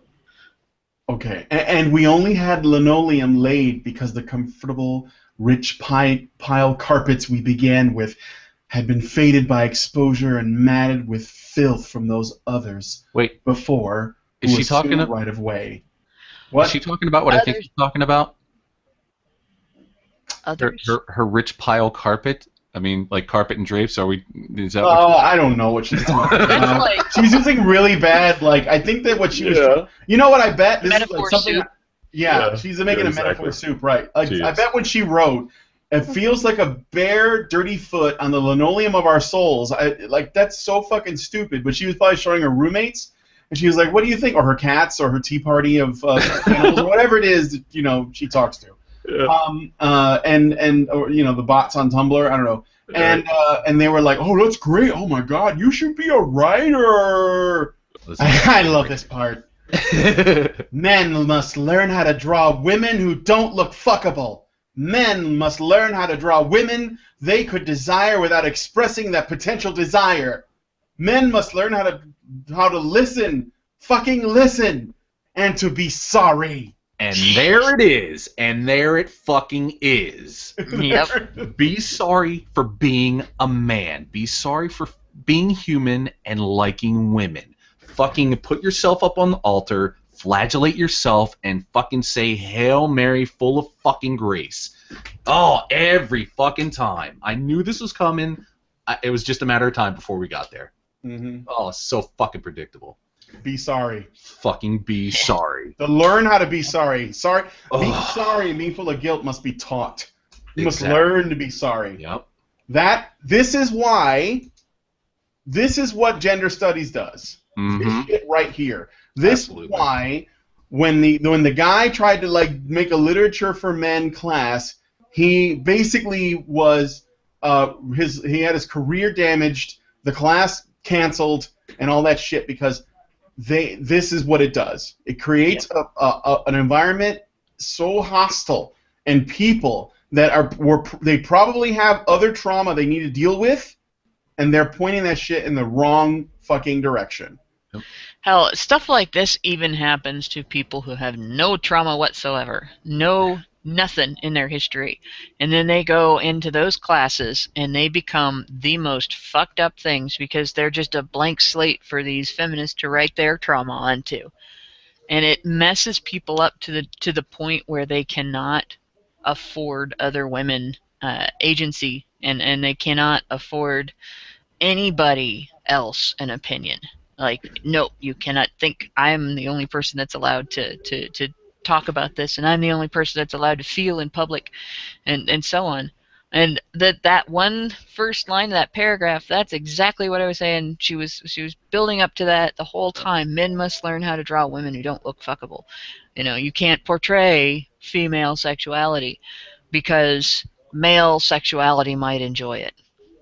You can only portray other aspects of women, the feminist-approved aspects of women. Oh, but you know what? You know what would be different? If a woman drew those things, it wouldn't have been a problem because it was a woman drawing it. And men aren't allowed to try and express anything that a female might do. It's like, you know, but it depends. If a woman would have drawn it, though, it wouldn't have been an issue.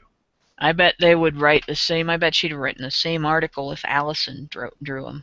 I don't know. I'm gonna have to beg to differ with you on this one, because I've seen it happen before, where it's like, you know, if a female drew something like this, like I've seen where actually like there was somebody had a I can't remember the specific instance, but the person who was drawing the artwork had kind of an ambiguous name that could have been male or female.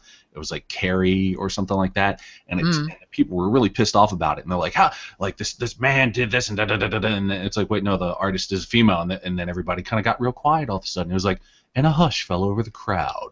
It was like nobody was talking about it anymore. You know, it was that. But you have to remember, female MRAs don't count as women. Oh yeah, exactly. I mean, so they would treat Allison. If Allison drew something like this, they'd be like, "She's got internalized misogyny. Yeah, Look at that internalized misogyny that she's spreading all over the internet. She's vomiting her internalized misogyny onto the linoleum of our souls, under the carpet. Somebody needs to get some carpet cleaner. Somebody call Roto-Rooter quick. We got to clean this up. Some fabuloso. This is somebody have Febreze. Quick, somebody bring Febreze. This is the woman who's her whole article is one long salt mine over the fact that nobody wonders whether that carpet matches the drapes. Salt has to flow. There it is. Let's move on. Marvel Comics has allowed Frank Cho to draw Spider-Gwen in his anus up pose and the backgrounds of other images in which other characters take the floor, and to make money from it. Capitalism. He has drawn her shouting outrage and being shot in the head because Frank is bored of hearing that outrage even as he draws pictures to incite it. Frank's not smart, but perhaps he's cunning, because I feel obliged by respect for teen girls, like the one I used to be, to say his stupid name and discuss his stupid imagery. Stupid face. Frank Cho has chosen to use this character because she is a teenager who appeals to teenagers. Is that why, Frank? Oh, God. To make sure teenagers know that people like you will draw them with their assholes in the air just for existing? Or did you choose you choose to use her for another reason? Yeah. Well, so the one I describe is an outcome anyway. Perhaps You see why I suggest you learn to listen. Men like you have burnt my sympathy for your ignorance quite away. Okay, let's put a nail in this one real fucking quick here. He didn't do it because she's a teenager and because teenagers like Spider-Gwen. He did it because Spider-Gwen has become the sacred cow of these fucking outrageaholics. Yep. That is precisely why he did it. Because these people lack joy in their lives and they want to make sure nobody else can ever have any fucking fun ever again, ever till the end of time. It's, oh god, this... She wants Cho's Frank. She just doesn't want to say it.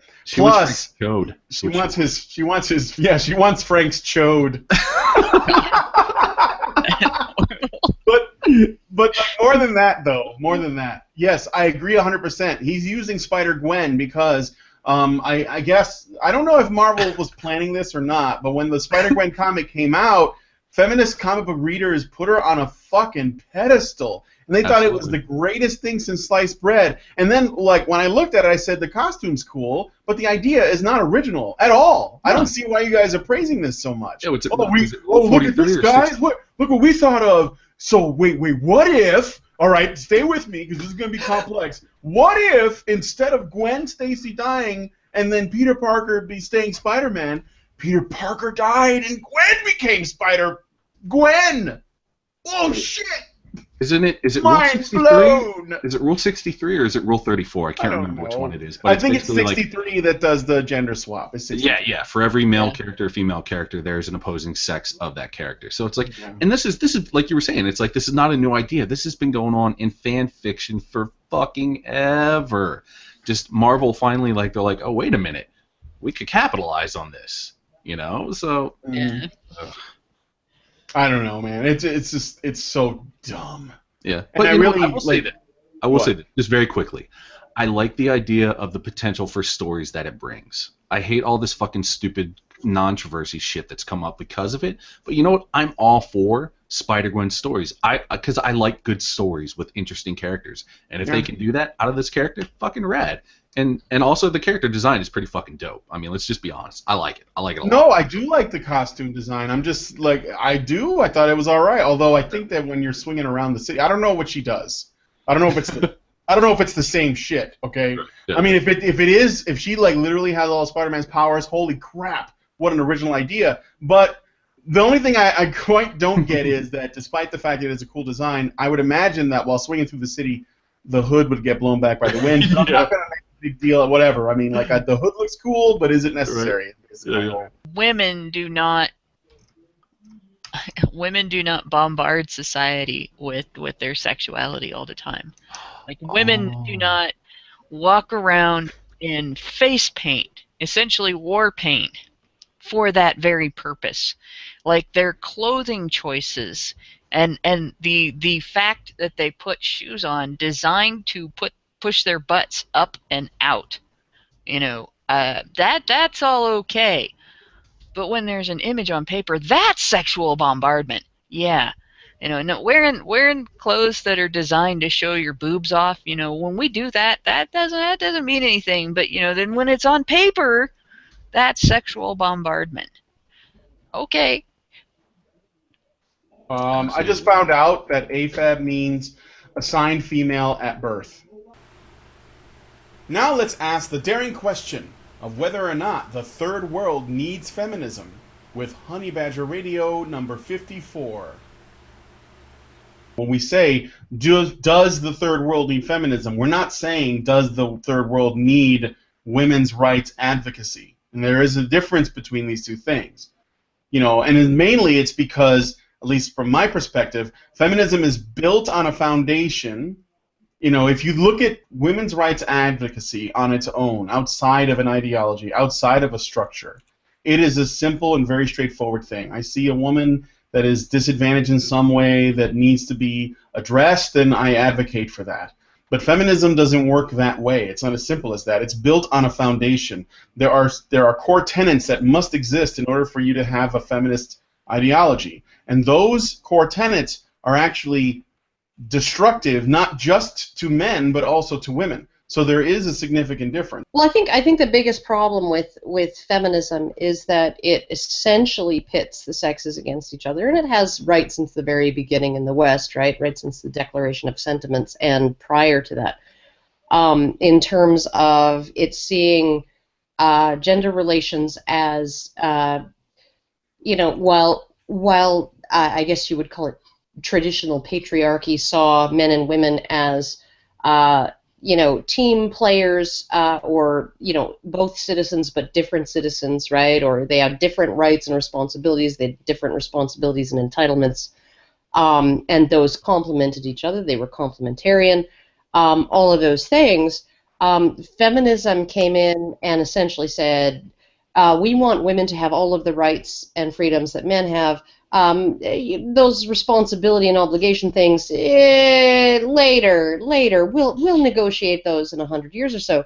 And so essentially what you had was this building of a movement that fomented a deep resentment of women for the things that they saw men as having unfairly or unjustly, or sort of unearned privileges, right? And so it really, if you want to undermine the fabric of a society, you attack the bond between men and women, right? You attack the bond between a husband and a wife, the parents of children, right? All of those things. You get in between them, and you kind of sow the seeds of resentment there, right? And I think that this is one of the things that feminism has really been able to do, is sort of make women feel like they're in competition with men. They have to be in competition with men. That they feel like they are that men have an unfair advantage when in terms of this competition, which most men for the last 100 years or so have been like, competition? What? Like, I was just providing for my family. Right? Men don't see themselves in competition with women this way, but feminism has been able to sort of harness this ability of women to see the opposite, that men are in competition with them. And so you sort of have this, it's a destabilizing influence, right? This underlying ideology, right? Men oppress you, men subjugate you, men subordinate you, men unfairly have all of these advantages, men are obsolete, men are harmful, men are all of these awful things, right? And when you actually look at some of the complaints coming out of the developing world, I still remember, like years and years ago, reading an article where there were women in Afghanistan who were protesting at NGOs, focusing almost entirely on helping women and girls, and these women were saying, what the fuck? You expect us to rebuild Afghanistan without our men, right? Like, our men are going to be dead or sick or crippled or, useless. They're going to be, because nobody's helping them, right? And so when you only help us, right, and do not help our husbands and our sons, right, then what you're doing is you're putting the entire onus on rebuilding the society on women, because our men won't be able to help us do it, right? And that, I think, is one of the biggest reasons why feminism in the third world and the developing world is just the worst fucking idea possible. Yeah, I want to clarify a few things, because when we talk about feminism, we shouldn't conflate feminism with women's rights activism. It's not the same thing, and it never really has been. Feminism originated in the West as a means of gendering human rights issues to reserve compassion and consideration for human rights for women, and to reserve blame for discrimination for men. And then women's rights activism is more geared towards equality in human rights recognition. It's the same thing as men's rights activism, and men's rights activism has never been about gendering human rights to reserve anything specifically for men. It's about degendering human rights discussion and degendering human rights activism to treat human rights in general as a genderless and non-ethnic, non-superficially characterized movement. That if something is a human right, it's everybody's right. It's like there's that misconception that feminists have put out there that men's rights activists blame women for men's issues. And that's not true. They'll conflate feminism with women, and they'll conflate gynocentrism with women, which is neither is correct. Men's rights activists don't blame women. They blame attitudes, or we blame attitudes, and we blame legal conditions, and we blame groups that oppose efforts at legal reform, which doesn't necessarily mean women. Feminism, as coined by Charles Fourier, I believe that's how you pronounce his name, he coined it to mean basically judging society by how it treats women, how it benefits women. So the judgment of society isn't based on how it treats all citizens or all people, but just how it treats women. Now, he wasn't particularly like feminist as the equality aspect of it was after him. But that's explicitly what feminism was coined to be. And then later on, it gathered these layers. If the first layer was, of course, political activism within that strain, that idea that society should be judged by how women are treated as a group, as an aggregate, without regard to how men are treated. And then the first iteration past that was taking that and making it a political party, a political position. But from the beginning, from the very first person who coined the term, feminism wasn't about equality. It was about judging society by how it treats women or how women are benefited. And if you look at feminism's actions in that lens, it's never really strayed far from that original coinage. It cares primarily about the treatment of women.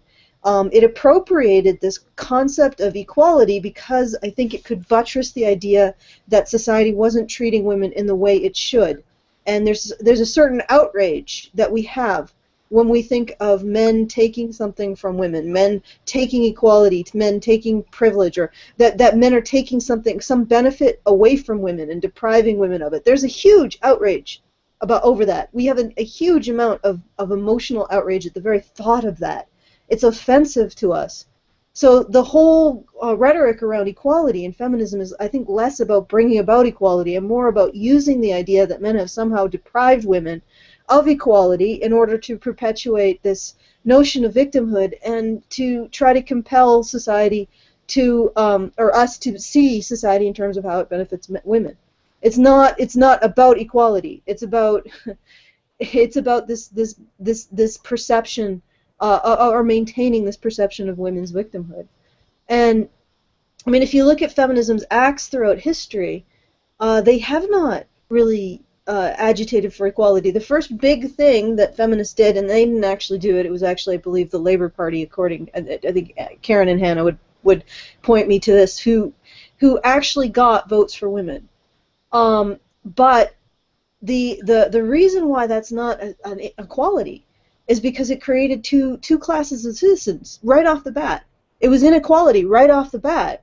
One class of citizen could vote, but without the responsibilities to the state. The other class had responsibilities and the vote. And no, the vote isn't necessarily tied to citizenship responsibilities, but citizenship is tied to citizenship responsibilities. So women gain citizenship without the corresponding responsibilities that men had. That is creating two classes of citizen, not equality. And if you look at the original term, the original way that feminism was coined, what it meant, how society treats women is how society should be judged, whether or not it's moral, then all of feminism's actions make complete sense. They start from that original core concept. Incidentally, an original core concept developed by a man.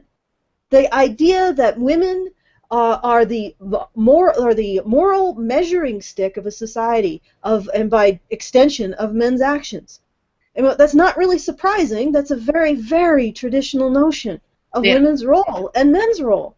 So it all comes out of a very traditional notion of women and men's role. Never challenges that original lens the idea that men are supposed to protect and provide for women, and then equality becomes just another thing that men failed to protect. Inequality is something that men failed to protect women from, and inequality is something, or equality is something that men failed to provide women. And then also you get that hint that men are doing it on purpose, which is offensive to everyone. Everyone around the world despises a man who steals from women who need something. They despise men like that. I don't think there's a culture on this world that wouldn't want to stop that kind of a guy. I mean, just imagine it. Some guy stealing from a hungry woman, stealing food from a hungry woman. I don't think there's a culture on earth that wouldn't want to stomp him to a muddy, bloody mud hole. Yeah. No, I agree. And like, if you look at the actual timeline of all of feminism's victories, what you see is women gaining the rights and the freedoms, and then sometimes 50 years later, sometimes 100 years later, them sort of kind of acquiring some semblance of equality in the responsibilities and obligations that went along with that, right? So, I mean, even if you want to go all the way back to the Tender Years Doctrine, which was 1865 or something like that, right? Where essentially prior to that, and there were plenty of exceptions, believe me, there were enough exceptions within the law to the assumption of paternal custody. There were enough exceptions under the law that you could bring into a courtroom that, roughly half of women walked away from a divorce with custody of their children in a lot of places, right? So, I mean, it still, even then, was not just a 100% blanket, the dad gets the kids. But the reason why there was a presumption within the law that the dad gets the kids was because the dad got the entire freaking bill. He got the entire responsibility inside the marriage and after the marriage was dissolved to financially support the household of his minor children. That was his job. That was his obligation under the law, right? And when the Tender Years Doctrine came into being, which essentially it was essentially brought about because paternal custody didn't serve women's happiness, right? It made women sad, right? And so therefore we should switch it around and give women custody of the kids by default after divorce, at least of young children who are too young to have jobs, essentially, is what it boiled down to, or to go to boarding school.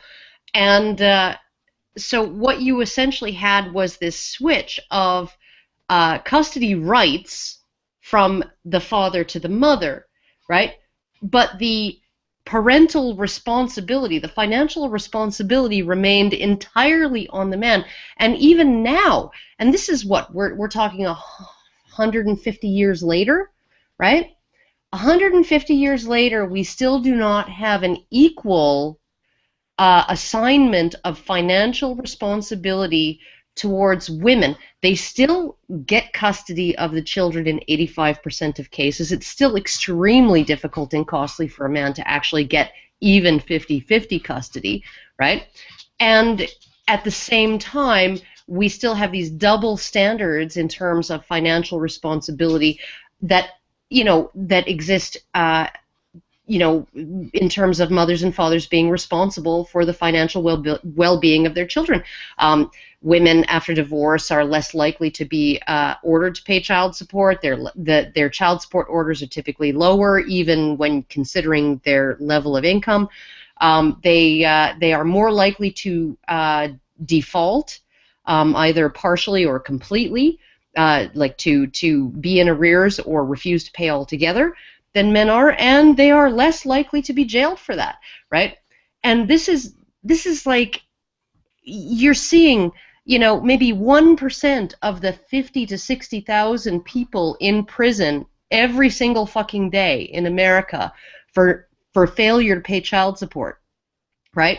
Maybe 1% of those are women, and these are the most egregious cases of women who have decided that, I have tons of money and I'm just not going to fucking pay that asshole, right? This is This is what you have to do as a woman to be held to the same level of responsibility to your children that men still are 150 years after the Tender Years Doctrine came into being, and 60 years after equal rights legislation came into being, where it was mandated by the federal government, by the Constitution of the United States, by the Canada's Charter of Rights and Freedoms, that men and women be treated equally under the law, right? And you still do not see even remotely equal treatment, even in the case of holding the non-custodial parent as liable if that as a man if that non-custodial parent is a woman, let alone 50-50 shared custody or an equal shot at sole custody, an equal, shot in court if you choose to, to go against a spouse an ex-partner that you feel is unfit, right? Like, literally, what we have had is this machine that sees equality only in terms of rights and only in terms of freedoms, right? And just refuses to accept the idea that those rights and those freedoms come with responsibilities and obligations and a duty towards self-sufficiency and self-determination and personal agency and taking accountability for your actions, right, or lack thereof, right? We don't see any of that, right? We still don't see it. 150 fucking years after the Tender Years Doctrine, we still are not seeing women held as accountable as men when they say, fuck that, I'm not paying for these kids, right, that I chose to have and that I walked away from, right? So, like, literally, it's absolutely, like, even if you just go in terms of women's rights activism, that is not the entire picture. That is not how is it helping a Bangladeshi family, right? Okay, dad just died in the shipbreaking yard last week. Industrial accident, because that fucking shipbreaking yard kills hundreds of men a year, right? That particular one. Okay, so the 15-year-old son, right? Now he has his two sisters and his mother to support. And by law, right, he's got all the rights, but he's also got the entire obligation for the family, right? And so he goes and he takes a job in that shipbreaking yard. It's against the law for him to work because child labor is illegal in Bangladesh, but he's willing to lie about his age and go and take that job that killed his father, and he's going to work in bare feet with no safety equipment or hard hat, lugging freaking, cutting apart ships, right, for scrap. That's what he's going to do to support his mother and sisters. Now, we're going to give the mother and the sisters the exact same right to work in that fucking shipbreaking yard. Problem solved! And I'm a women's rights activist. I am not a feminist. I want to distinguish that I care about the empowerment of women, the families, the society, the community, and in the West, I mainly care about empowerment of men because they're the ones who are having trouble. Sometimes I do also advocate for women. For example, abuse shelters. In Ottawa, they're overcapacity, and I think it's good to donate so that when victims of abuse can go to a shelter. And I'm really wondering, are there like shelters for men? And because there's also women's shelters, I wonder, is there like a men's shelter and so on. So the other issue, the big issue with women's rights in the Middle East, we hate feminists because feminists, it reminds me of sex worker rights struggles. Feminists want to save sex workers from themselves, and sex workers are like, can you pay my bills? And what I see from feminists is just male hate, male hate, male hate, and racism, huge racism. What you said about the Tender Ages Doctrine. Well, when I grew up, I heard, oh, you are backward because of your race and your religion. And that's what I heard, and the West is amazing. Then I went to the West, which I thought, oh, everyone has rights, it's perfect paradise. And I see men treated like crap. Forgive my language, I see that the divorce cases are unfair. My stepfather, he had a divorce, and he had to spend a lot of money to just get joint custody, which I thought, just a basic right. Also, I see women are really taking advantage of men and mooching on them. Meaning, I think if there is a housewife who's sitting at home, sacrifice her career for the kids, and there is no way she can, being so long out of the profession, earn the same living she used to, or maybe she doesn't have a degree and sacrificed it for children, yes, I think she can get half of the house, half of the man's earnings and the alimony. But if a woman is working, why does she get half the house? A lot of this man hate, it just eats away at the soul. Communism has this victim culture, and so you create learned helplessness, and you can't do anything for yourself. I used to be a leftist, and then I became suicidal, because it was always, I'm a victim, hate others, then I saw a psychologist. And that's when I realized, oh, what's making me sick is this victim mentality. The foundation of feminist dogma is built on a few central tenets. One of them, which is the most important, at least from their perspective, is the idea of the patriarchy. Now, in the West, many of them believe that we still live in a patriarchal culture. But even the people who are anti-feminist, which is sort of how I started this off, even many folks who are anti-feminist, critical of feminism, non-feminist, and those that are consider themselves to be rationalists, will make the argument that the Middle East, places like Yemen, places like Saudi Arabia, places like India, and like Africa and stuff, are real examples of a patriarchy, like real patriarchies, okay? And that they're atheists will make this argument as well. They're built on these sort of Abrahamic, religions which are patriarchal in their very nature. So what I want to ask you is that an accurate representation? Does a patriarchy really exist in the Middle East? Is that one of those central tenets, or is that just people not really looking into it enough, not getting a full understanding, and basically comparing the third world to the Western world because, they're, again, many of them are just non-feminist, anti-feminist, or they are atheist types that just have it out for religion, much of the time. Do you follow what I'm saying? Well, I've been writing notes for the past 20 minutes, and I do have a little bit to say. I go ahead.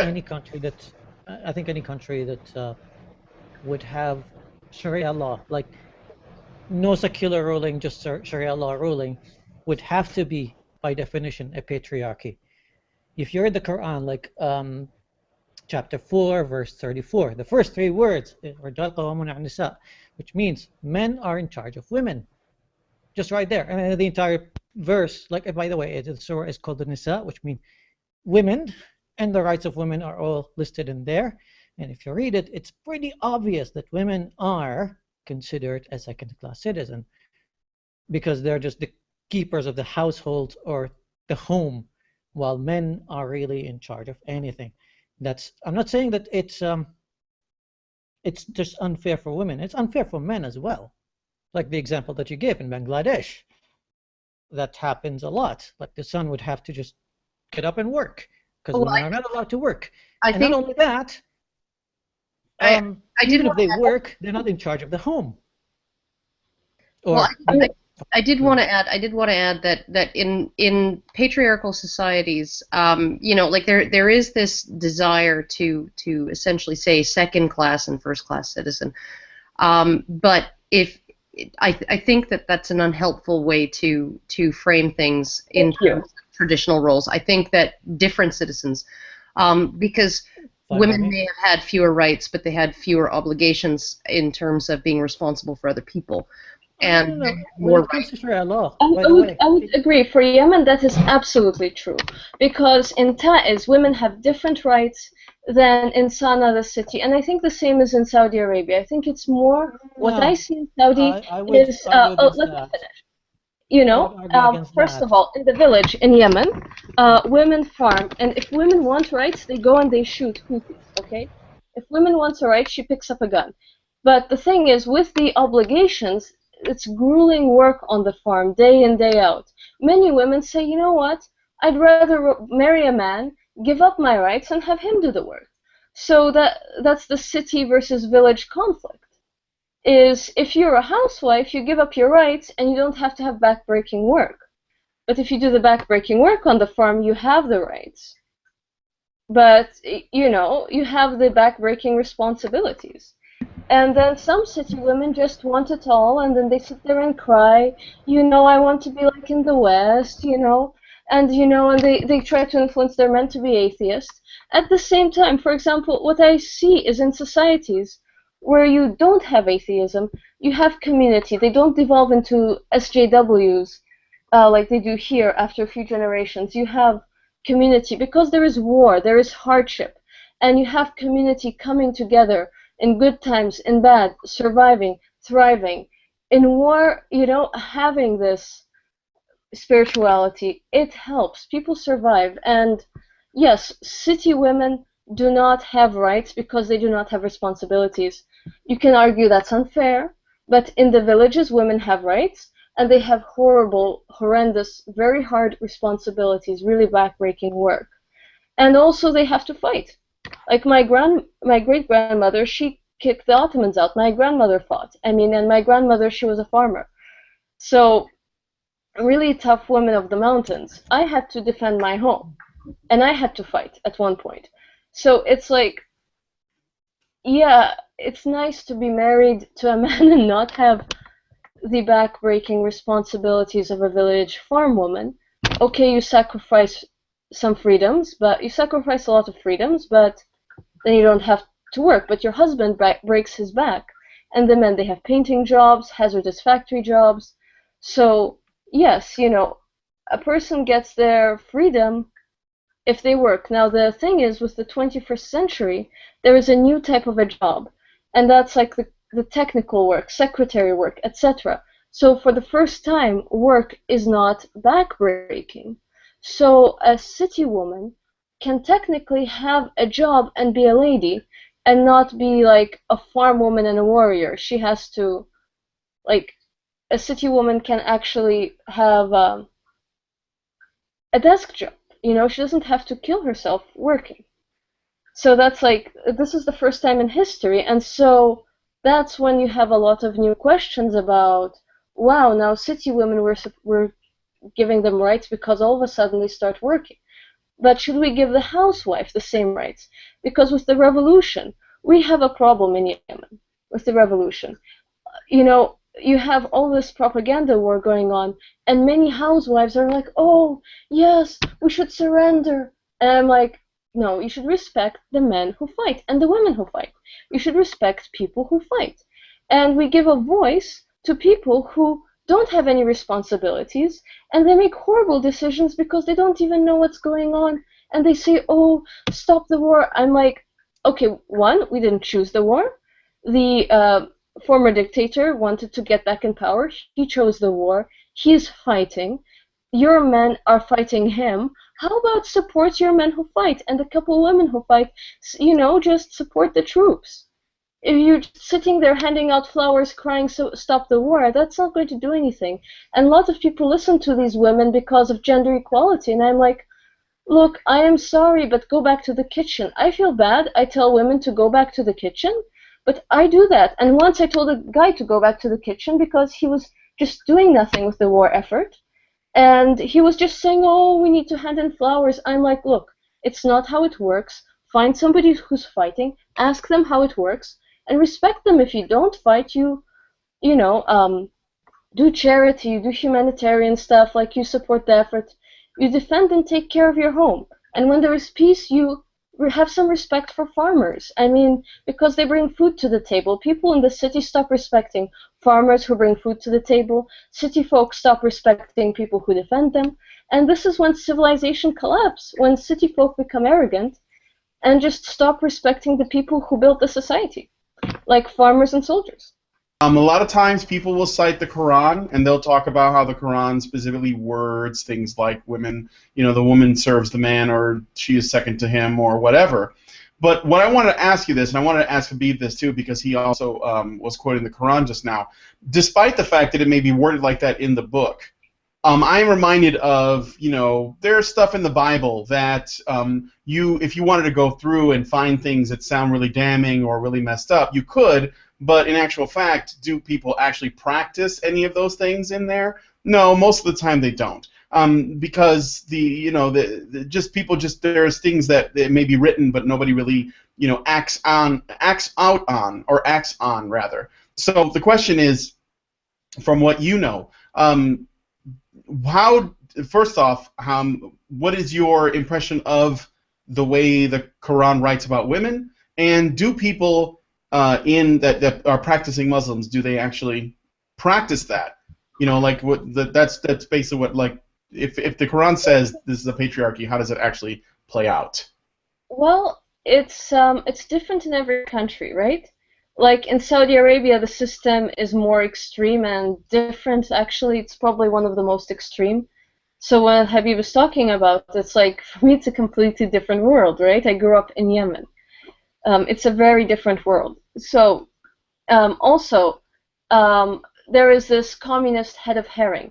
Communists and leftists are really smart. Conservatives are wonderful, stupid people. And I mean, I was also stupid. Because conservatives, why are they dumb? Conservatives are dumb because they're smart in their area. They're spending their time making their money, having their family. So they're smart in that way. They're not spending their time scheming. Most of the arguments I have heard against Islam are all leftist arguments about the patriarchy or cisgendered, everything that, is, all the arguments are very leftist. So what they do with the head of herring technique, they take one thing, one incident in one extreme case and say that's everywhere. A great example, if somebody in the ghetto of Chicago shoots up, 10 people in the ghetto of Chicago, they say, oh, this is the West, and they show this to a Chinese villager. The Chinese villager thinks, when they see a Swiss banker, oh my God, a gangster, right? And when it's really not the case. To keep talking about society and breaking off society, I don't really give a fuck about society, to be honest. Society can build itself in whatever way they want. What I want is equality under the eye of the law. Now, is there inequality under the law? Yes, no one can deny that. And if anyone would, I would say that they don't even know what equality is. Especially when those countries are taking the Quran and Sharia law to the literal meaning.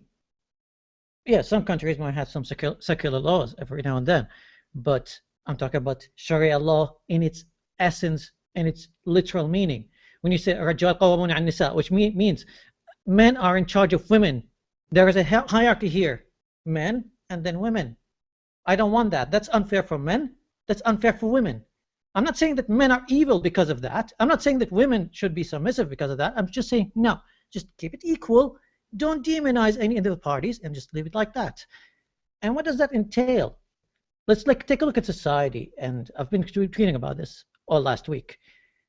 Let's take a look at divorces. In divorce cases, a woman has no say at all. Actually, you can divorce a woman without her even being there. Her knowledge and consent are not necessary for a divorce to be enforced.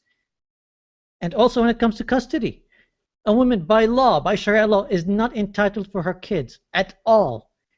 I'm talking like, even if the dad is the most reprehensive person ever.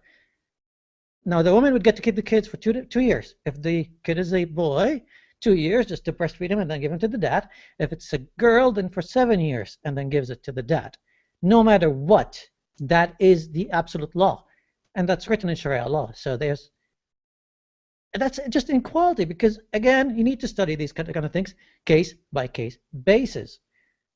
Also, when it comes to marriages, it says here, there's a hadith that says an-nikah ruq, which means the marriages are slavery. And then it continues.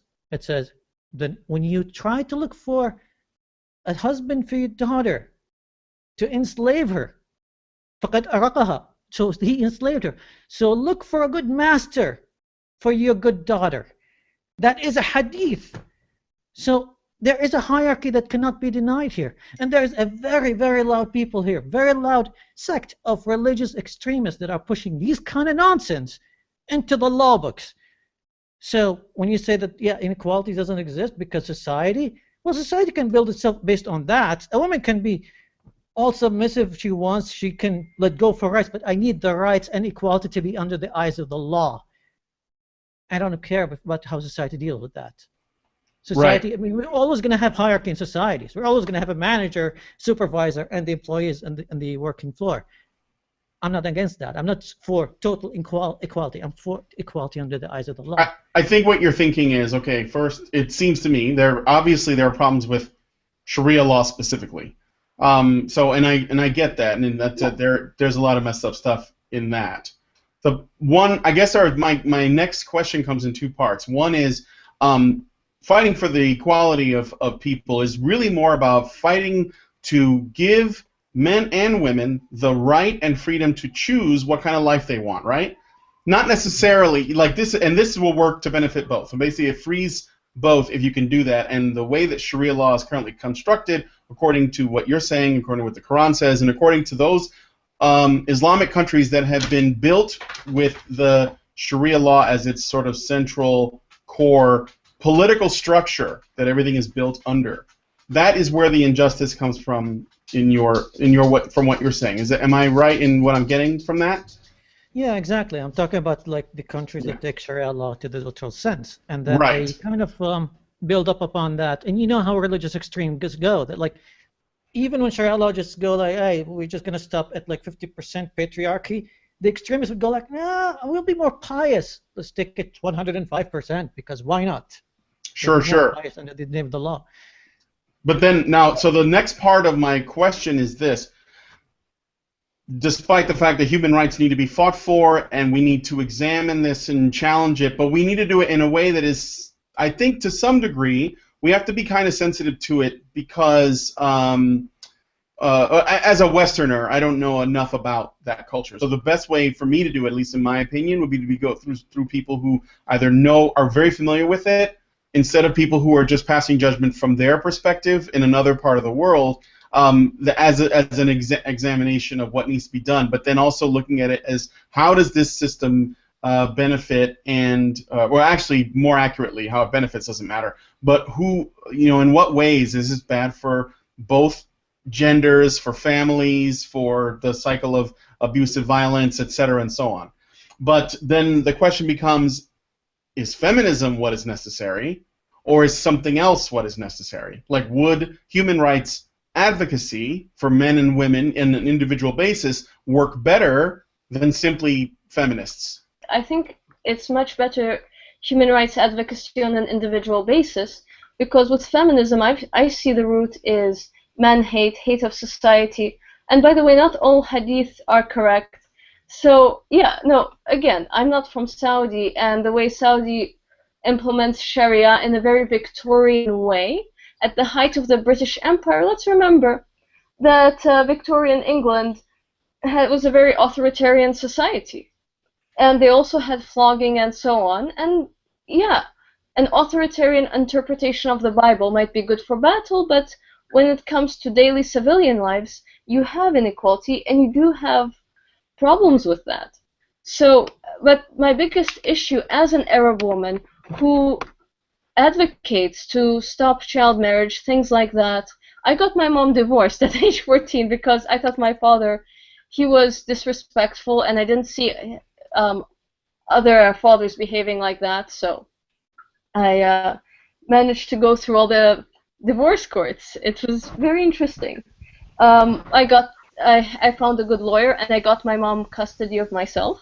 My mom is Russian, so yeah. So I worked the system.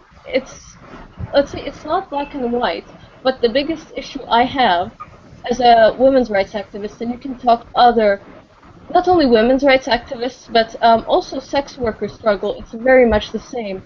In addition for struggling for your rights, you have all these people talking about you and people are fighting the people talking about you. And so it's hard enough to get your right, and then you have people like, I hate men, or somebody, I want to destroy religion, I want to destroy that, and you just fighting for your basic right, or fighting to have a law to ban child marriage. You have to say, oh no, I don't hate men, I don't hate religion, I don't want to destroy society. You know, it's like so hard on top of our backs. We have all those things, and with Habib, I'm like, with all due respect, you know, like, you know, you can please keep your atheism outside of women's rights activism. That is your struggle. Yes, you can think religion is right or wrong, but for women, we work within our religion. We work among our men. We are not there to destroy society. You know, and so if you think things have to be reformed, say it. Because I'm an atheist, I think this religion is crap because it contradicts here, contradicts there, contradicts there. Like, and then you go on the backs of women. It's hard enough for us to have our rights, and then somebody puts their struggle on top. It's like we're drowning, and then we have additional weight. So I think it's really key to like separate. Western feminists want to save us from men because men are evil, and then we have to explain we're not men haters. We support even men's rights in the West, but like, I think it's important that people just respect women and just let us fix our problems in a positive, proactive way, and then gradually build with a positive momentum. Yeah, I can't really ignore my atheism when it comes to this particular thing, because a lot of the inequality comes from Sharia law. Now, in no way have I ever said that women are not free to follow Sharia law. I haven't said that men aren't free to follow Sharia law. If they want to keep the community following Sharia law, for all intents and purposes, go ahead. Get married in the Sharia way, get divorced in the Sharia way, have all women lose their kids when they get divorced at the year of 2 or 7. I don't really care. That's your option.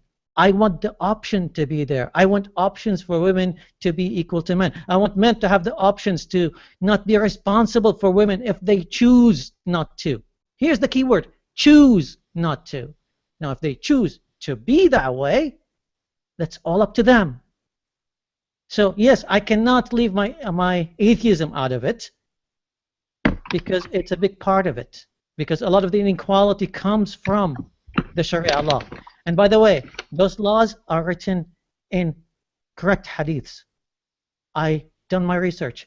These hadiths that I just cited, they're in Sahih Bukhari or Muslim, which are kind of agreed upon in all the Islamic nations, except for Iran, but Iran are mostly Shiites. I do want to add, though, I do want to maybe try and broaden your perspective on this, you know, as far as atheism goes, because Sharia law, Christian law, all of these sort of religious laws, right?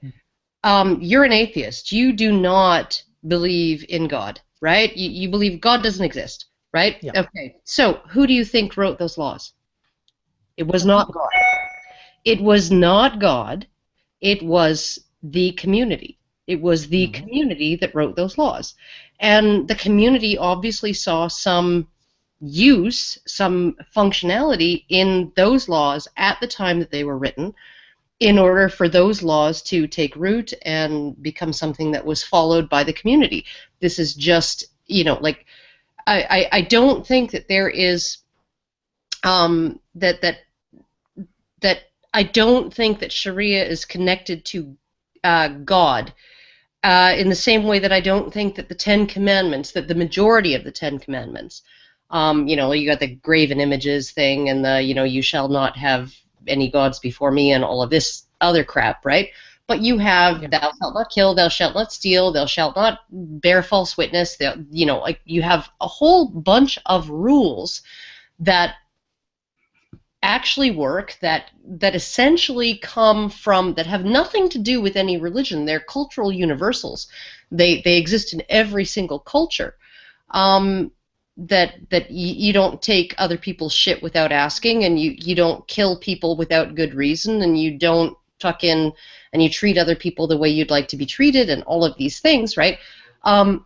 So I think that if we look at the law, even if it's a religious law, a religious set of laws, we have to actually examine it in the context of this is not an edict from God. These are actually laws that were constructed by human beings who essentially said God said this, but God didn't say it. It was people who were saying it. And for whatever reason, those particular laws, that set of values, worked for those communities of people at that time, right? And so I think that there is you don't have to look at Sharia in terms of this is all about Allah, it's all about Islam, it's all about religious people. No, I don't think you do. So that's just kind of what I wanted to get across is that just separate it from your atheism. You could be an atheist and believe that the laws under Sharia are functional, or that some of them are mostly functional. So some of them are, some of them are not. Now, here is my problem with Sharia. In general, it is a very authoritarian regime.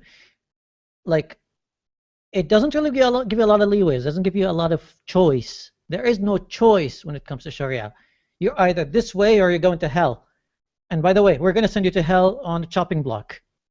Yes, and I think the chopping block is probably at least as scary to people as the eternal fire.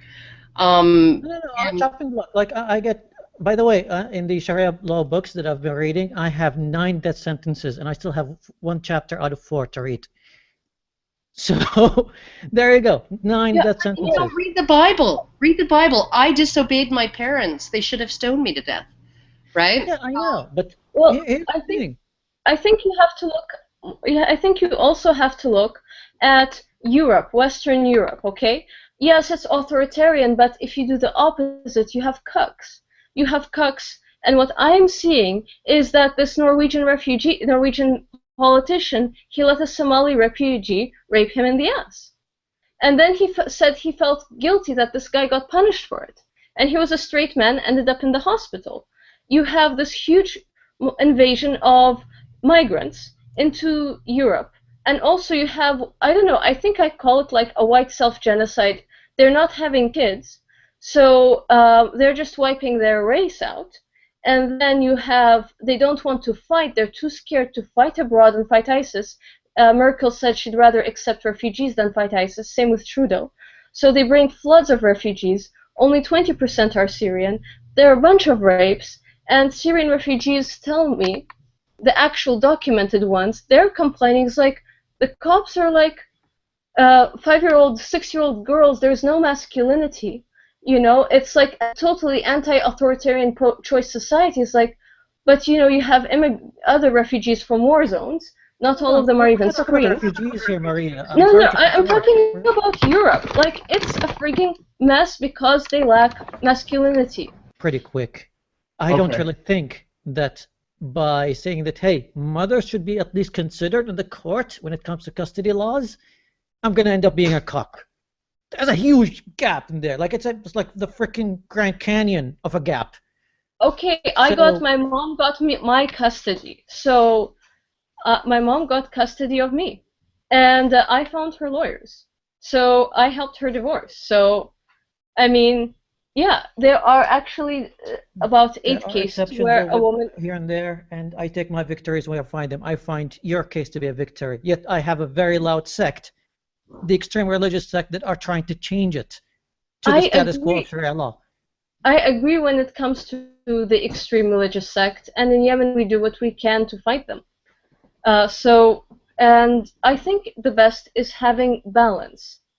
And my issue as a feminist, not as a feminist, but as a women's rights activist who's fighting feminists, one of our issues we've had for many years, and I'm really sorry, is that all these atheist men swoop in and then say, oh, this is why Sharia law is bad. And this is why I love Tawakkul Karman. She is Muslim Brotherhood. I disagree with her politics, I disagree with her thing, but within the Brotherhood, she said no child marriage. You know, and she fought them tooth and nail and won. And it's allies like her, you know, who she basically got the Brotherhood onto the street to fight for her, to get rid of the dictator. And she brought the secular people together. She brought everyone together and created and forced a compromise and said, you know what, we're not taking your religion away, but this child marriage thing, this has to go. One victory after another. And it's about creating allies and not forcing your vision of society if it's different than society. If society wants to stay religious because they look at other places that aren't, they're cucks. And so you're like, I want to keep my society strong, but I also want reforms for women without like destroying my society. So I go reform by reform, law by law, and so far we're getting a lot of success in Yemen. We have women, so Saudi's interfering with the war. We have women at the negotiating table. We have women in the peace talks. We have women fighting. We have Saudi Arabia paying for women to fight, okay? So they fund women fighters in Yemen, but they can't have women driving in Saudi because it's a very Victorian society. Yemen is not very Victorian, but we're fairly religious. So it's like, I think that you have evolution, not revolution, one by one. And, it's really hard when you are a women's rights activist and saying, no more child marriage. And then we have some religious extremists like, but, the Prophet Muhammad, he married this girl when she was 9 and consummated when she was 13. I'm like, yeah, but men, when they marry, they consummate. I'm like, that's not very practical advice, right? So I'm like, yeah, what happened at the Prophet's time is the marriage got consummated after, but I'm like, men today, like, are not like men back then, right? And with all the porn and stuff, I'm like, this is not the way society is now, so we have to be realistic. And this approach is what got that law. We fought tooth and nail for that law. We also fought tooth and nail to have women representatives in the government. So, and yeah, my mom was one of the first women driving. We didn't have women in the government. So we have lots of positive changes. We're moving forward. And what I like about Tawakkul Karman, the last thing is she said, yeah, you bring your community with you. You bring your men with you. You bring your society up with you. You don't bring them down. So this is, what's required is not to scare everyone and saying we're going to change your whole world. It's like we carve a little space and say, you know what? This little child marriage thing, it's a problem. Other things is like, okay, I think we want more equal representation in parliament. Actually, Tawakkul Karman, that's how she started the Arab Spring in Yemen. She had protests for equal representation in parliament. Like, she brought women who were atheists, women who were religious, all together. And I think it's important to have harmony, bringing people together and saying, okay, as a women's rights activist, this is the small change I want. It's incremental. And you bring everyone together until you get this change and then the next change. And always look at how you can look at it in a loving way. I don't want to destroy my family, society, community. I want to improve life for my community. And I also take into account why there is authoritarianism in a place where you need to fight. This is, so you have to balance like the need for fighting, the need for masculinity, the need for authoritarianism with carving out a decent life for yourself. So there is this balance, and I do acknowledge concerns, why we need authority, but I also say, what else are our demands? So if you acknowledge the concerns people have and these laws of societies that survived so many centuries, the concerns are valid because those stuff work there. You try new things, you get all sorts of crazy reactions, like the Marxist system in South Yemen, it all collapsed. Or look at Somalia. So things are collapsing in Syria. So you need to work within the existing ecology and not disrupt everything, just one thing at a time and make sure it works. I look at it like architecture. If you look at 60s architecture, the building rapes the sky, rapes nature. It's like, I am man and I'm dominant over everything. And it's like unharmonious. But what I really like is like Canadian Aboriginal and Native architecture, where the building fits the trees, fits the surroundings, fits the skyline.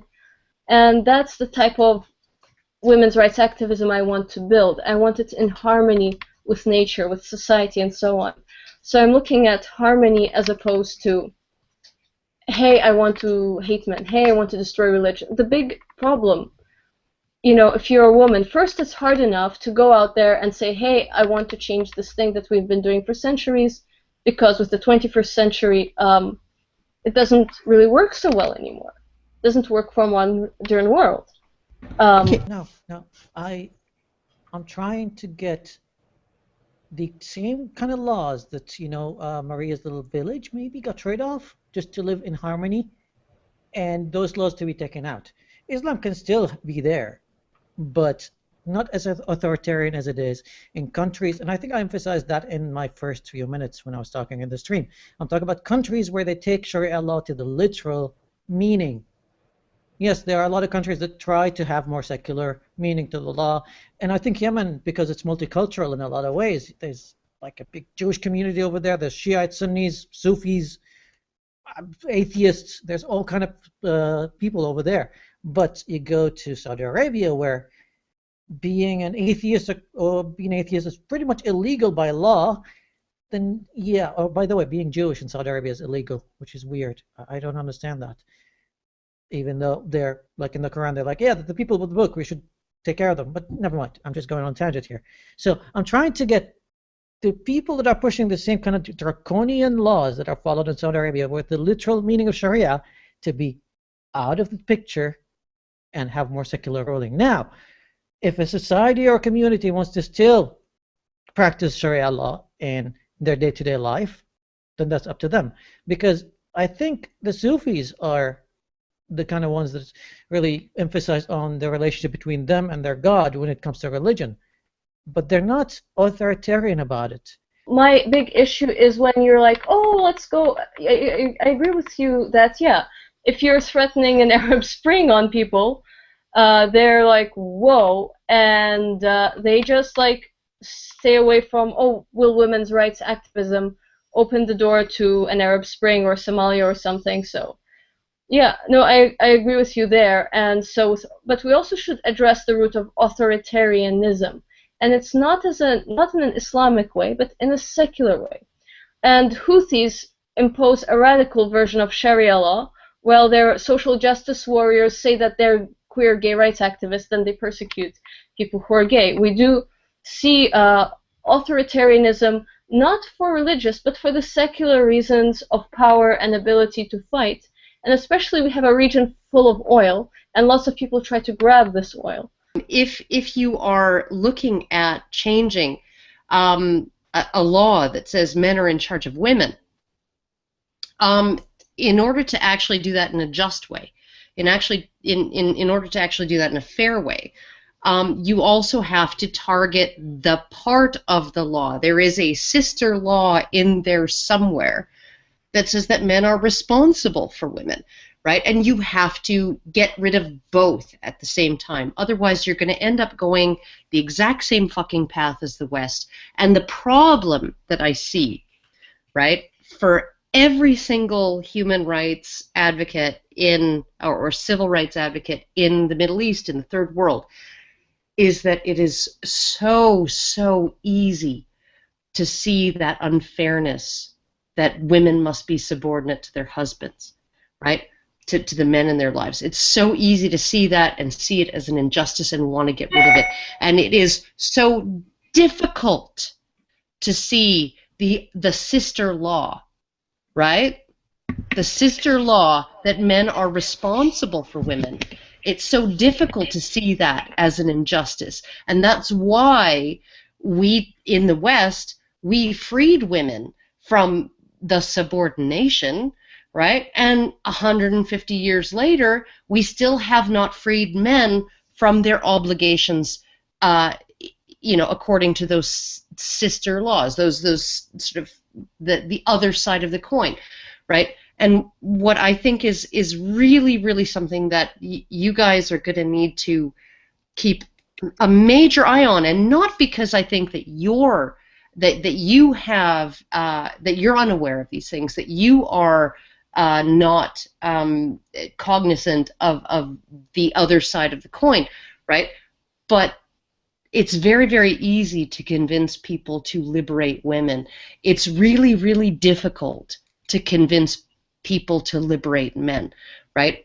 And if you liberate women without liberating men, then you really are creating two different classes of citizens. Not different citizens, but first and second class citizens. Then the plebs, right, are going to hijack it to do what they always wanted to do, which is going to be, as it was in the West, as went down in the West, giving women more rights, giving women more freedoms, not assigning any extra responsibilities or obligations onto them, maintaining men's responsibilities and obligations, taking away their privileges and taking away their rights. That's just the way it's going to go. Well, yeah, and part of the reason why is because right now you're finding the biggest, correct me if I'm wrong, a lot of the opposition to women's rights from women. And it's these women who know that they get power from being in the quote-unquote subordinate position. And when they no longer have that power, they are going to want it. And they are going to seek it out. And feminism will be there. That's what I was actually... I was going to ask you that because it seems to me that from what the conversations we've had before about this, what you find yourself up against mostly is the religion itself. It's the clerics, right? Yes. And they're like the biggest problem, and that makes a lot of sense. And then when I was thinking about that, and of course, you know, as Allison was saying, there are women that don't want to give up the way they got it. They like it. You know, maybe they're not comfortable with having to, you know, move beyond that. And then there are men also that are comfortable with things as they are because that's what they know. But what I also want to, another thing that I find interesting is the flip of that. So I know that you're dealing mostly with the clergy when you're basically saying, look, I want to teach women how to drive, and the church is like, no, you're gonna go to jail now because that's not cool. Maria is also trying to advocate for women's rights, and she's not just fighting against the clergy, I imagine, but she's also fighting against feminists. Now, this is weird, right? And am I right, Maria, about that? Because you said that your opposition is also feminists. Is that correct? Yeah. What was that? Yeah, yes. Now, this is crazy because why would feminists, and I just want a brief response from both you and Habib about this because then I got to move on to GOT. Why would feminists oppose you bringing, you know, more rights and advocacy to women? If that's what they're all about. Well, there are different types of feminists who go and attack because that's not what they're all about. They want their system, right? So they're like, oh, you have to have it exactly like in Scandinavia or you guys are barbarians. And I'm like, well, in Scandinavia, your guys can't even protect women from rape by refugees. So, like... Okay, yes, I'm fighting against the clergy. Maybe Maria is fighting against feminists, but it's one word, authoritarianism. Yes, it's just a different kind of authoritarians. They're going like, you gotta be like Europe, or otherwise you're shit. And people assume that I am like, yeah, you gotta be like the West or you're shit. I'm just like, no, just give people options. Don't be authoritarian. Be secular, not sectarian, and that's it. Yes, no, that's totally fair, and again, I think that we got a lot out of this. That's okay, a beautiful way to put it. It is secular rather than sectarian. No, that's gorgeous. Are there inequalities between men and women? Are there issues that both men face and women face? And then, is feminism what is necessary, or is it something else? We Indians are like very, very complicated here. We have our laws, but then Muslims follow their Sharia law here also, specifically in matrimonial cases. And then we have special marriage act for specially designed for Christians and Muslims and others. Hindu and Sikhs follow that Hindu, marriage act and all. Okay, so you are asking whether feminism is needed here or not. See, I don't think so, because if you see the kind of problems people face here. I say people because the problem is equal for men and women here. But when this feminist wave started, it was propagated that women are suppressed, kind of different, different kind of things were spread from here. But it is not correct. If you see, rape as a crime, so there are murders also. There are. Rape of men also, which is not even considered a crime in Indian Penal Code. So it's all the same. Men are suffering, women are suffering. So basically, we needed same laws and same kind of humanitarian approach. But when the laws were formed, when the these groups, they became so strong, these feminist groups, so they made a different they made special different IPC for women. There is 498A specifically designed for women. Then there is no domestic violence law for men. If you see the Muslim countries, even they have a domestic violence. Recently I came to know there is a specific DV law designed in Pakistan for men, but in India we don't have that, and there are all laws designed towards women. If you see kind of problems, as I am again and again saying, it's same for men and women. It's not like that some specific problems are for women only, and if there were those so-called problems, there were solutions too. Fathers do not get custody here. Mother is the natural guardian, and the 490, the very very black listed law 498A is here. Then there is maintenance laws, all designed towards women. Courts are biased towards women. If you see the kind of crime rate, it's all together same. Murders are same, rapes are same, thefts are same, but rapes are specifically looked like differently, and that too rape of woman only. There is no law which a man can use for rape, and woman to men rape is not even given that attention or even considered, or there is nothing for men basically. One of the things Deepika said that she's actually seen cases of dowry abuse and domestic violence where an entire family was implicated. Even 5-year-old children, 5-year-old siblings of the husband were named in the criminal report, and so like essentially you have a case of a woman making a complaint against her husband, and her husband's entire family, teenage sister, little brother who's 5 years old, all of his parents, everybody is now implicated in that complaint, and they are all on the hook for that, and all to protect women against dowry abuse. I mean, I remember like 20 years ago watching TV and seeing documentaries on burning brides and selective abortion in India and all kinds of things like that, and those I think are all problems that should be dealt with. But what seems to be the case is that they've essentially eliminated due process, right? They did what Canadian feminists are suggesting we do with our sexual assault laws, which is let's just use a parallel court system with no due process, no presumption of innocence, and a lower burden of proof, and we'll just deal with it all this way, right? Rather than actually looking at, just attacking things on a case-by-case basis, and trying to find justice, in terms of, when a real injustice has happened, when a real horrific thing has happened.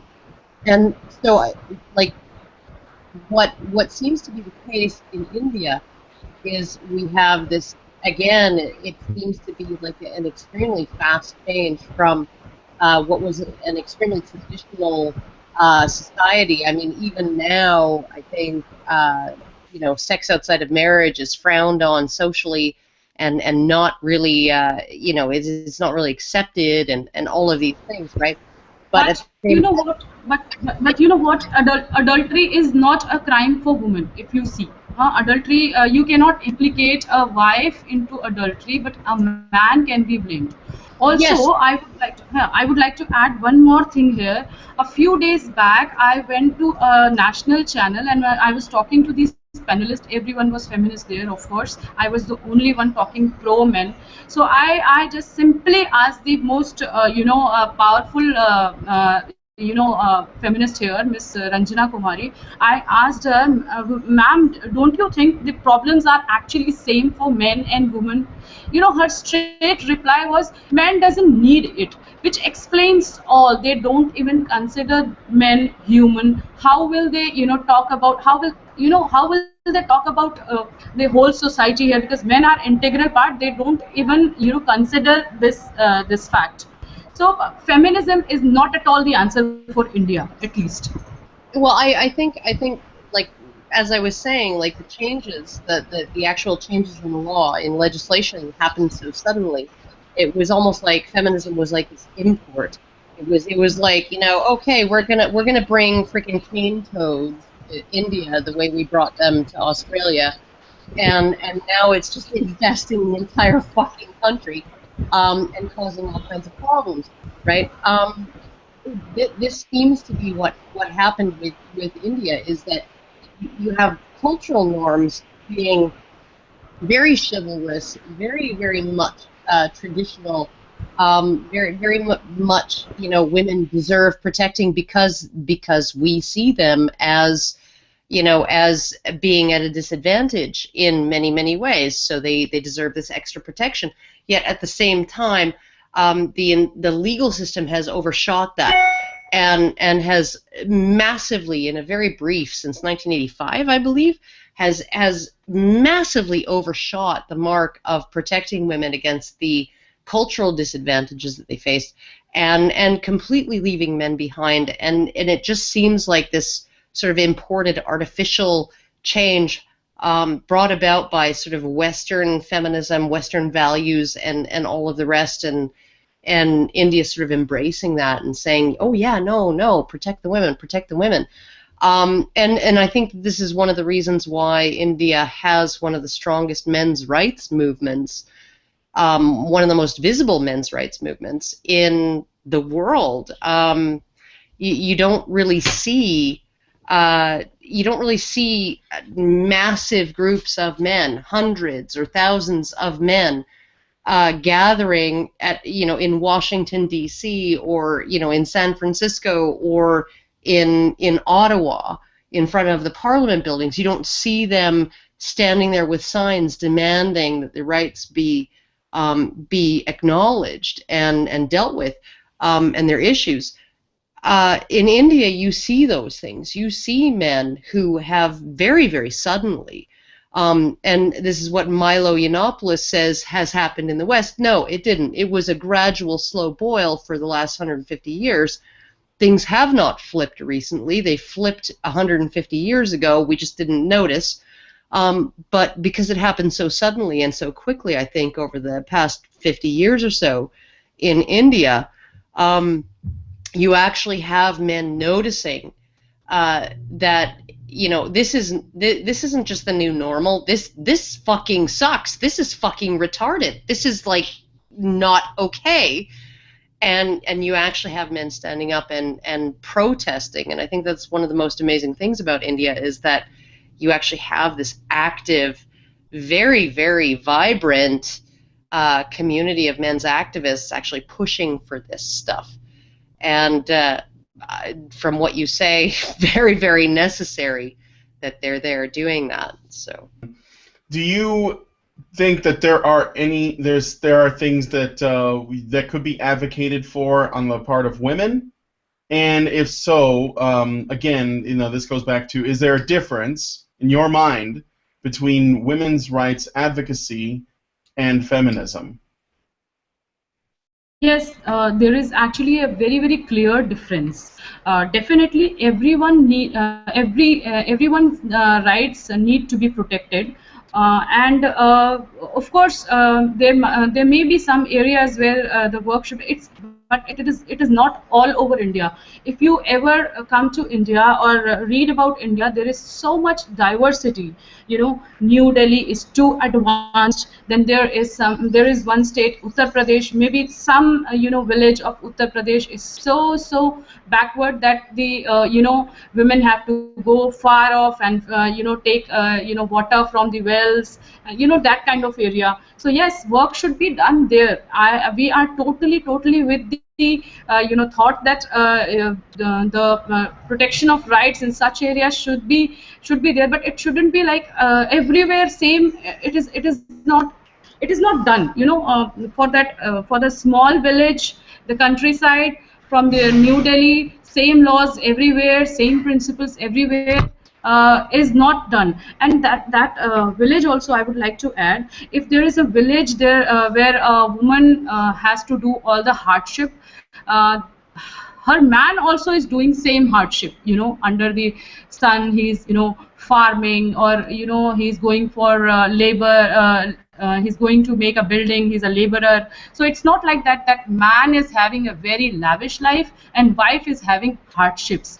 It should be taken a different approach now, because when it all started, you were talking about this Indian culture.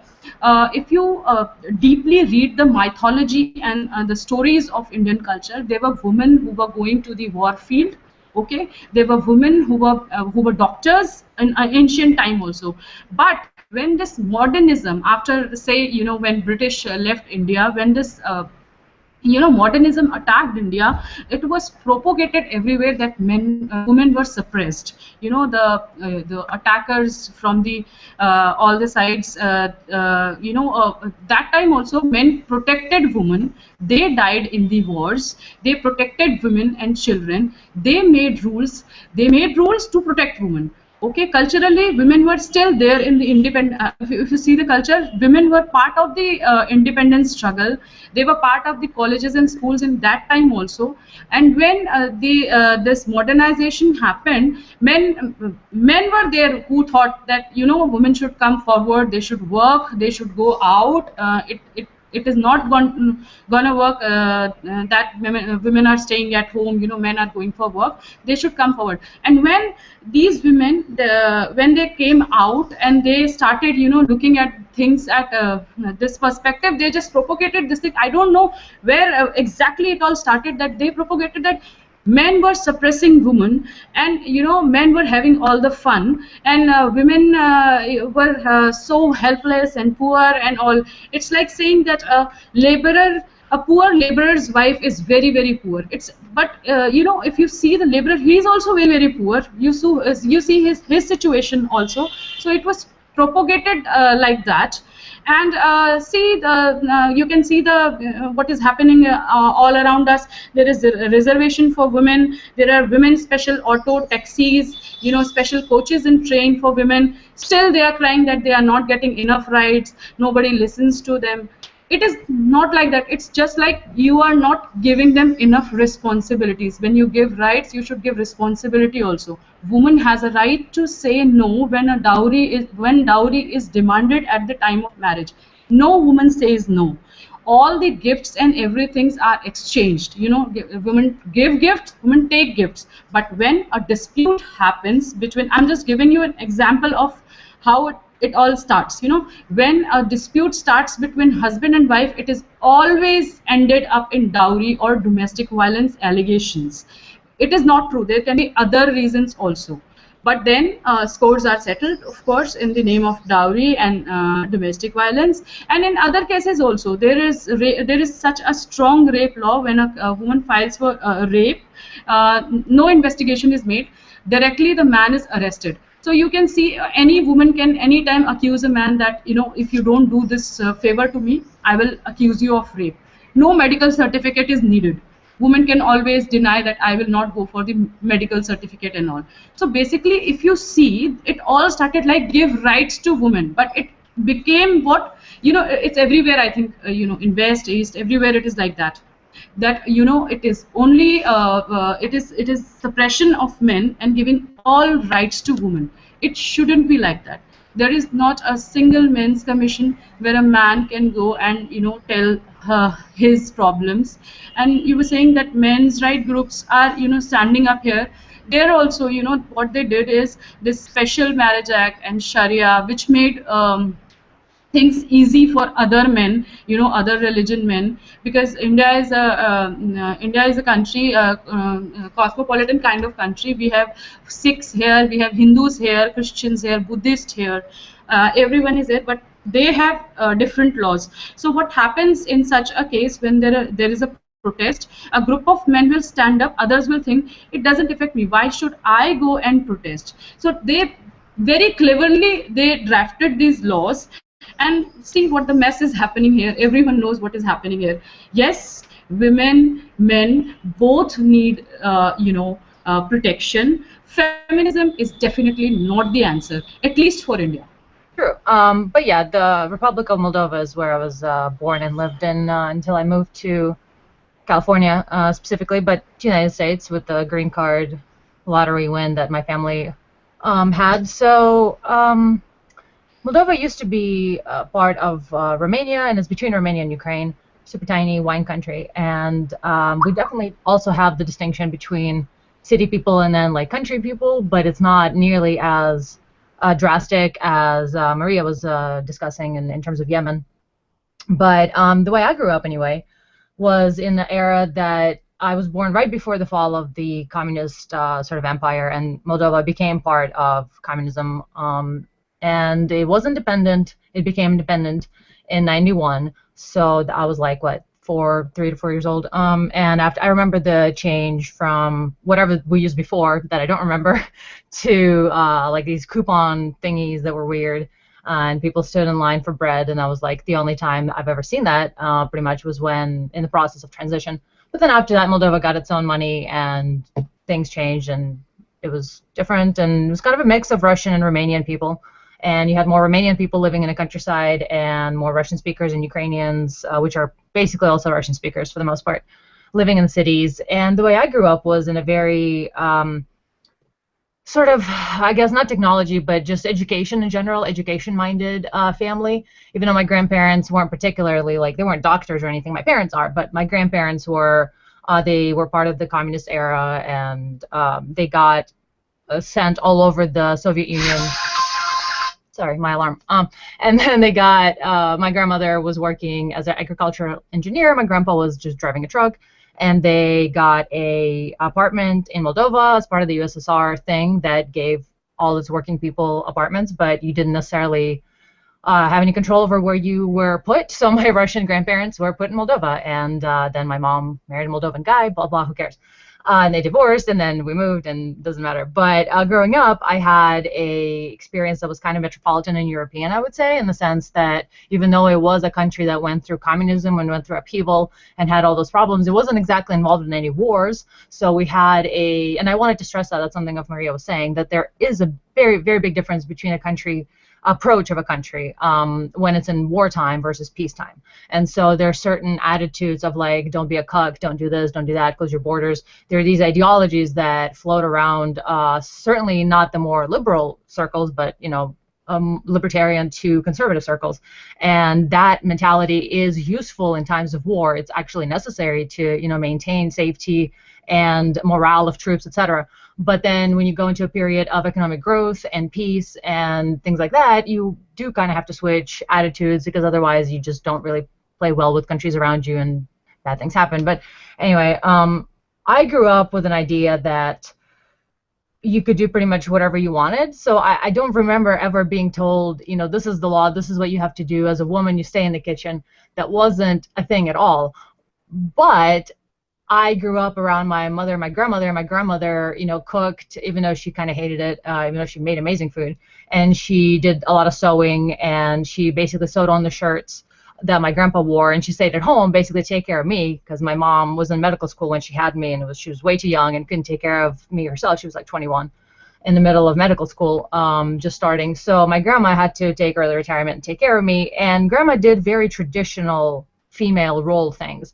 And whenever barbecues or whatever gatherings happened, women did the preparing of the table while men roasted the meat. So it was very like gender divided, you would say, in a way, based on if you look at people, you see that women do certain things and men do other things. But then the second layer of that, because it was a metropolitan city and we were growing and developing, it was women were working. My mom was a doctor. There was really no ceiling or anything like that feminism has brought into the conversation that was happening in that, third to second world, whatever transition that Moldova was doing. And it's really interesting to me that a lot of people from Russia and by extension Moldova too, they kind of look at this feminism movement as, like you kind of have to be crazy to be part of this whole, like, femin is kind of a good example of what an average person from my neck of the world sees radical feminism as. Is these like somewhat, is not special, people where they kind of have something very extreme and weird going on. And growing up, when I was in my teenage years, girls that were like, I'm a proud man hater. There was like one or two of them, and they were like super fringe, and feminism was associated with man hater. Like it was a thing. It was a persona, I suppose. And there was really no need for legitimate feminism to help women get out of whatever, because there was nothing to get out of. Even though some women chose to take traditional roles and wanted to get married and kind of carried on this very traditionalistic, religious kind of attitude of like, I have to, be a wife and a mother and have kids and do the thing with the church. Even though communism abolished, quote unquote, religion, it still became an underground force in terms of superstition. And like, even though Russia wasn't communist, my grandma still believed in all that stuff and had icons everywhere. So religion's another aspect, as we were talking earlier between Mary and Habib. There is an element of society that you can't just really push religion out completely when it's a big part of people's identity, because just abolishing religion to turn to atheism, it creates another religion. It doesn't do away with that sort of system that humans develop. Yeah, I mean, if you burn down a church, the priests and nuns don't become atheists as a result. Basically, essentially. Yeah. Essentially. And so, yeah, those ideas were all carried across, as well. So there's a lot of things that go into this sort of attitude, even though we have the Bible and, as we were saying, the Quran, I'm not sure, I didn't get quite clear answer on this, but we have passages that say women must be subservient to men, women must do this, men rule over women, and stuff like that. But then when you look around you, Christians don't behave like that. They don't. There's maybe some fringe groups like, I don't know, Westboro Baptist, where they have a patriarch who tells everybody what to do. But it's. Can I ask you, Anna, do you remember if Moldova, where you lived, was it a very religious? Like, did they have a big focus on religion? Was it very religious in the way that people did things? Because I know you mentioned that it was there's a traditionalist sort of, well, that's just how people lived. People just happened to live in a way that kind of corresponded more with the conservative family unit, nuclear family unit, like, very kind of against tattoos and, more an older sort of not hyper modern attitude. And I mean, that's why kind of religion came back with a vengeance after being suppressed, because you still have a conservative majority of people who believe that gayness is kind of a unraveling of society, and that having tattoos, especially on your face, just straight up means you went to prison, and or like wear a sailor if you have a tattoo on your arm. They still have kind of, or at least 10, 15 years ago, obviously modern people my age, millennials, etc., obviously they have very different attitudes. They have tattoos, they don't give a fuck. It's sure. But it's interesting that we were still very like city minded and modern and believed in technology and didn't do like religious stuff. But on the other hand, people still were people who, like, women did the women things, men did the men things. It's still kind of the gender roles were a little bit more distinct. There was not that much of a gray zone because it was a more conservative society that did punish flamboyancy unless you were like that one guy on TV who somehow made it. And though growing up, etc., religion was kind of a side thing. Like, there was a church, and my grandma would like watch the Easter overnight whatever mass service Orthodox thing, and that was like one time a year that religion would happen. It was on Easter, and like yeah, Easter's big in the Ukraine. Yeah, I asked that because no, not in Moldova, but also the Ukraine. Mhm. And I did ask that because I live near a sort of Ukrainian. They call it Ukrainian village, and it's basically all Ukrainians live there, and they all go to church all the time. And Easter is huge, and they're very, very Orthodox. And so that was the main reason why I asked. Ukrainians are fucked up that way. I'm sorry, Ukrainians are fucked up that way. Yeah. But that's where female oppression still exists, or like, where women wear burqas and they're like all covering up, except you realize that they're covering up so that the men don't rape them, basically, in a way, and that their purity and their womanness isn't stolen by people who aren't their husbands. So in a way, it's actually protecting female virtue, which is women are invested in that themselves. And then the whole thing about driving, women actually don't want to drive themselves, so it is an element of privilege that the West sees as a detriment. And then in India, you have so many, at least from what I understand, seeing TED Talks from people who are active in India and things like that. There's a growing like mobile phone thing. Like everybody gets a mobile phone. It's like Oprah in India. It's like everybody gets a mobile phone. All women get connected. Women projects for women to do this, projects for women to do that. There's a huge, massive, insane outreach that is supporting women in Africa, in India, in a variety of third world countries. And it's not feminism, it's just economics and wanting to improve your subordinates, your peoples. It's just something that technology does, education does. It's just something that happens. And it's just interesting that feminism comes in and is wanting to ride the coattails of something that these countries are already doing and have been doing for the past 15, 20 years. And so it's just interesting and kind of disingenuous that they're trying to save women or help women when progress has already been going on without them. And in fact, they muddy up waters entirely a lot of times with introducing things that are not sensitive to Middle Eastern cultures or to religious cultures. They just don't get it. Yes, I love it when you speak about what's going on in the Black community. I love it when you speak about these issues. We are your canary in the coal mine, and this is absolutely borne out by the evidence. Like, we're lagging about 20 years behind them, but within 20 years we will be right up there with where they are now in the U.S. with out-of-wedlock births and fatherless children and people on welfare and all of those things, right, if the trends continue, right?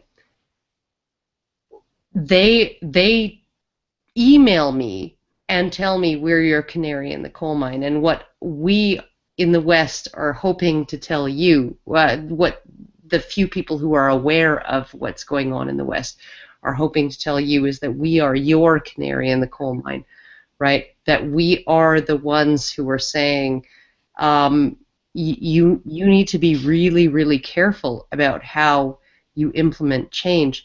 You need to be really careful about, in order to look at both sides of the coin, look at both sides of each law, look at, don't just look at the rights, the lack of rights of women, look at the lack of responsibilities of women.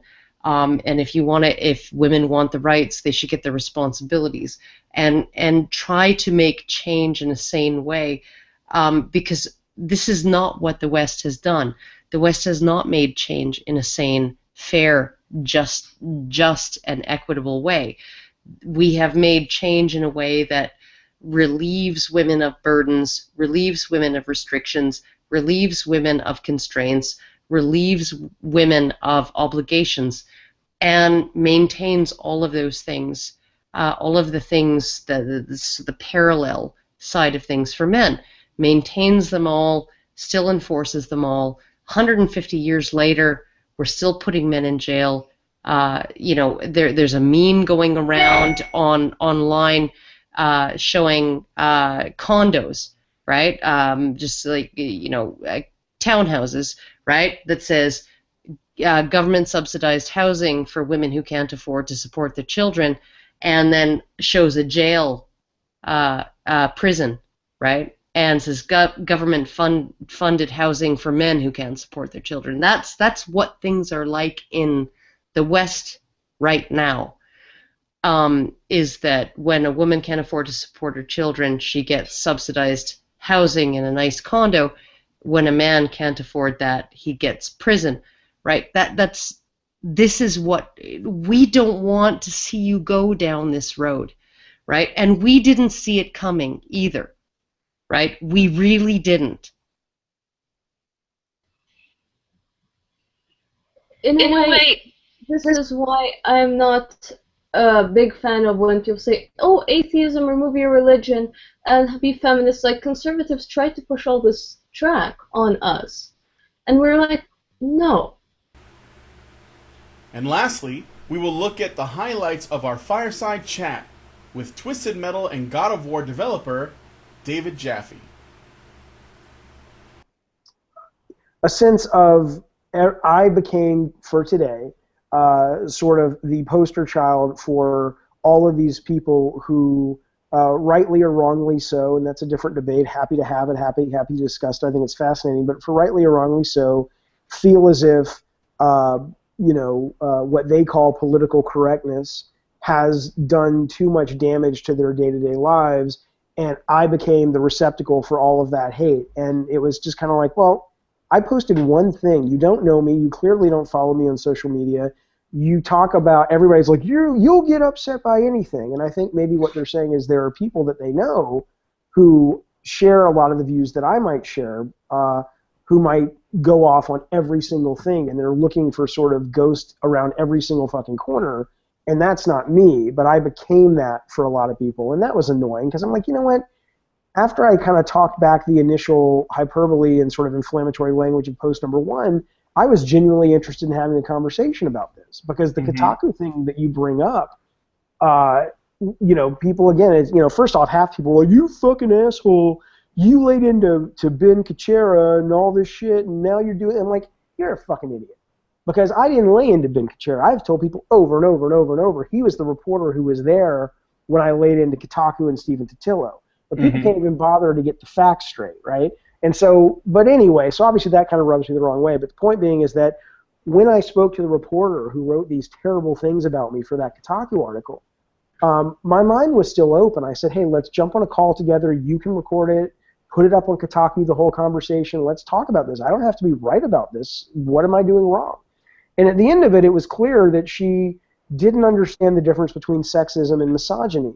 And I said to her, it's okay to call the statements I made sexist because you know what, you're right. And I apologize for those because the thing that really made me sad was it never occurred to me when I was speaking about Twisted Metal players that I should also include women in that group. And it wasn't because I was some devious asshole. It was because in all of my correspondence with Twisted Metal fans, I can't really think of many, if not maybe one, who called herself Killer Green. Besides her, I can't think of one person who was a woman who played that game.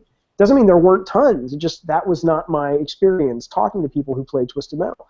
Blowjobs are awesome, but go on. Well, right. So, but I'm just saying that it's just kind of like, well, especially you, because you can do one for yourself because you're a guy.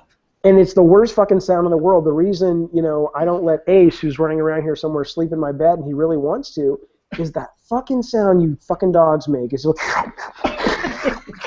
and it's so gross. It's so fucking gross. But it hits the sweet spot, though. It hits your sweet spot. It makes me want to vomit on my pillow. So actually, a year and a half ago, with a man, I'm not going to say his name, but he is a very large webcomics creator. And I had the conversation because we were talking about Honey Badger Radio at an event that actually the same Expo people who kicked me out in another event put on, but that's another story. Anyway, so I was talking to him at that event, and we were talking about his experiences and the fear he felt deviating from the party line of basically what were left progressive social justice warrior types. And he told me, he said to me, I don't feel any fear disagreeing with you, but I do feel fear disagreeing with them, and that should say something to me, but I'm too much of a coward to really draw the conclusion. And what I'm seeing here is that the other side is starting to make it terrify people from actually talking, and I don't like it. If somebody says something you don't agree with, pull it out. Figure out what exactly they are actually saying. what their position is, what their logic is. Engage with the logic. But the amount of vitriol, I don't want to support any side that creates a situation where people are afraid to talk about things that they want to talk about or that they perceive or any conclusions that they draw. That's the exact opposite of what I want to see. Even if it creates a situation where social justice warriors or people who think something is sexist actually can talk about it. I would really appreciate if that side toned down their rhetoric quite a bit, because that's the problem I have with them. I mean, more than anything, more than the conclusions they draw, I have a problem with the fact that they ostracize people, they kick them out of conventions, they go after their job, they silence what they believe is separate from the horrible actions they take when you deviate from their party line. But I don't want to see this. You're talking about the Gamergate party line? I'm not sure. I don't really know your website, so I don't know we're more guys Gamergate aligned. We're more Gamergate aligned. So which side are... you're talking about the guys who are anti-Gamergate. I'm talking both, basically, at this point. Okay. The anti-Gamergaters were the ones who got me and my comic banned from a convention. Okay. The Gamergaters are the ones who are now sort of getting really up in arms about the fact that you called a photo sexist. But it's like, there's a similarity there. People should not be afraid to talk about what they want to talk about, even if you think it's stupid. And to get to the point where you're starting to stigmatize and censor and make people afraid of speaking with each other in public about their ideas. I don't want to see that. And to be honest, of all, I'll bring this out, of all of the people involved in the Gamergate controversy, I lost a lot by supporting Gamergate, personally. And I don't want to see Gamergate become even a shadow of what we were fighting, which is this is what I see. He shouldn't, like, even if you disagree with David, he shouldn't have to be subject to vitriol, a continual stream of vitriol, and maybe even his position isn't even quite that different than, or that social justice warrior. Don't create demons, and don't go after them with pitchforks. Just have calm conversations, and I know that I'm pissing everyone off with this, but I mean, think about it. This is coming from me, and I don't hate to bring this up constantly, but, like, I stood up for Gamergate in a public place, and I got fucking slammed for it. For me, the vast majority of this, for the vast majority of these folks, whatever side, quote side you're on, is entertainment. I mean, it's somebody today was just, somebody tweeted me a great picture of, like, a little cat paw pulling a person's hand away from the computer. It was, like, subtitled something like "No more tweets for the day." Yeah, no more step tweeting. away from it. Yeah. Step away from the tweet. Yeah. And I was like, dude, I'm having fun with this. I don't insult people. I don't think that's fun. I don't think the things that you're talking about in regards to, like, actually trying to come after people's jobs and things like that, I'm not talking about that stuff. But I think, the vast majority of this is just people taking the piss, and it's stupid. Let's assume out of all the people I interfaced with that considered themselves part of that group, there were maybe 20% that I felt I could have a real conversation with. The other 80% were like, it's like you're either a fucking lockstep, goose-stepping Nazi, to this agenda, or you're not. And I'm like, well, no, it really isn't that simple. I believe in this of what you guys are saying. I think I believe in this and what you guys are saying. I'm confused about this, blah, blah, blah, blah, blah. And it was like there's no shades of gray. It was just, well, you're either with us or against us. At that point, when that's 80% of what you're hearing at the time from a lot of the people who would hashtag Gamergate, it was like, fuck this. This is, and there's like, oh, we lost Jeff. You didn't fucking lose me. I never signed up a goddamn contract with you people. Whether it's Gamergate or anti-Gamergate. I'm like, look, I have an opinion, and that's all it is. And sometimes it's going to align, just like sometimes my opinion aligns with conservatives, and sometimes it aligns with liberals. But I have a right to not have to sort of put myself in a box, just like everybody else does, and say I'm either pro-Gamergate or anti-Gamergate. And so I agree with you is that, you're basically starting to see the same tactics that they were accusing the left side of. Gamergate, if you're talking about at least what happened to me today, yeah, it's like, dude, what the fuck? Why I can't have an opinion that you don't like? So I think that's speaking to what you're saying. But they said that we went under false pretenses. They said we hijacked a panel. And they said they sent a whole bunch of other stuff. We're harassers and whatever else. And that one article from the Mary Sue, from the anti-Gamergaters who didn't want us there, went almost all the way across Western Canada. All kinds of local and I think even maybe a couple national newspapers carried the information from that article, even though it was verifiably false. Like I could have shown them the placard with my name, with the name of Honey Badger Radio on it, and I could have shown them the email exchanges, and I could have put up the audio from the actual event where it showed that I didn't harass anyone. I asked to speak to a topic that was brought up by one of the panelists, and I spoke to it. And despite all of this evidence, this one article ended up being spread throughout the entire news media of Western Canada, basically. And it didn't really hit me what that did to me or my name until like a couple months later when I worked up the courage, because I had been trying to get my comics into stores in my hometown in Saskatoon and other places. And I worked up the courage to talk to one of the employees at a store that I had actually developed a relationship with, and she was carrying my comics. And the first thing I noticed is that she was really excited about my comics because I was a local talent or whatever. She'd taken down all of the posters that she'd put up to advertise my comic. And when I talked to her, I had to talk to her for a while and be like, well, everybody says that I'm a horrible person, but what is it that I say that's so horrible? And she said she had to admit that, but she only took like 1/4 of the comics that she originally took. And she had been really gung-ho about me bringing her comics before this happened. But she decided from all of this media that there was something wrong with me now.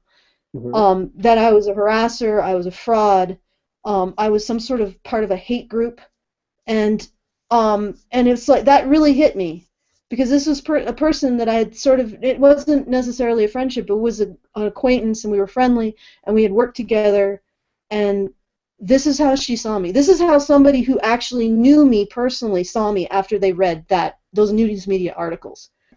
Gaming and geek culture has been preached at, chastised, and shamed, and otherwise criticized as a culture. Gaming culture has been, and it's been dealing with this on all fronts since like the 1970s, like with Dungeons and Dragons. It was Dungeons and Dragons is basically promoting Satan worship, and then you move into video games in like the 80s and 90s. It's promoting violence. It's the reason why we have school shootings. And Jack Thompson would come out and he would talk about how unhealthy this stuff was. And when he did that, and other sort of senators from like the religious right would come out and they would have problems with gaming, right? Games media and game developers would stand by the gamers and say, yes, that's fucked up. Here, we're going to put Jack Thompson in this Mortal Kombat game so you can actually, do a fatality on him. We're going to show them that we don't put up with that shit. Sometimes you guys are consumers. Sometimes they would. Yeah. Sometimes you had bullshit at the ESRB. Sometimes when you had the executives back in the 16-bit days going up in front of the Senate and talking about how, sometimes it was just like they were almost flattered to be insulted by people of such a prestigious position as the government, that they were like, whatever we can do to make you guys happy. Yeah. I didn't feel, but I hear you. It was better in that. Well, on the plus side, though, the discussion at least took place. Like I can remember when, rock and roll was coming under threat, and Frank Zappa went and spoke in front of, a bunch of goons or whatever, made his case. They allowed that to take place. But when it came time to accuse games and gamers of being misogynist, which is, you can find evidence for that in several websites, which, by the way, a lot of people were they were hurt by that because, again, this is like a unique case when it comes to gaming and games media, because you have the people that are supposed to be on your side accusing you of stuff, essentially putting this terrible label on you, which, of course, you wouldn't actually... It wouldn't bother you if you actually were a misogynist. Like, if I was really a misogynist and somebody accused me of being a misogynist, I'd say, yeah, of course, I don't give a fuck, right. No, I drink my brandy and slap my wife on the ass. But, that's right. That happens because I'm not that person, it bothers us, right? Yep, and, that's right. And then, on top of that, they silence them, they kick them out of forums, and this sort of stuff just makes that group, more angry because it's like nobody wants to talk to us. The people that we're supposed to trust, they don't have our back. And it's actually kind of unique because, at least from what I know, no other area of hobby or interest, like whether you're into sports or fishing or Playboy magazine or fitness or porn or whatever, no other place will you get go to media or go to websites or go to content creators and they'll shame you for liking what they make. But there's actually a culture war happening right now. And it's not like a lot of people who write about this stuff in articles, they make it a left-right thing. Like Gamergate's been accused of being right-wing racists and all this other shit. That's all white guys, That's all bullshit. I mean, by and large, Gamergate is a libertarian movement because it's all about, leave us alone to play our games and stop trying to smear us. And do your job. We ask you to do your job because that's why we click on your websites, right?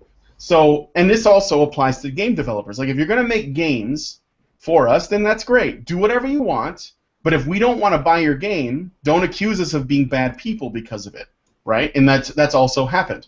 I don't want to get too much into it, but as an example, the new Ghostbusters trailer came out. It was like the most historically the most disliked trailer on all of YouTube. Yeah. And the guy who directed it, I think, is Feige or what is it, Feig? Yeah. Yeah, he basically said it's because the internet is full of shitty people. And not once did he think, maybe I have a shit movie on my hands or I just put together a really bad trailer, because, it was panned by everybody.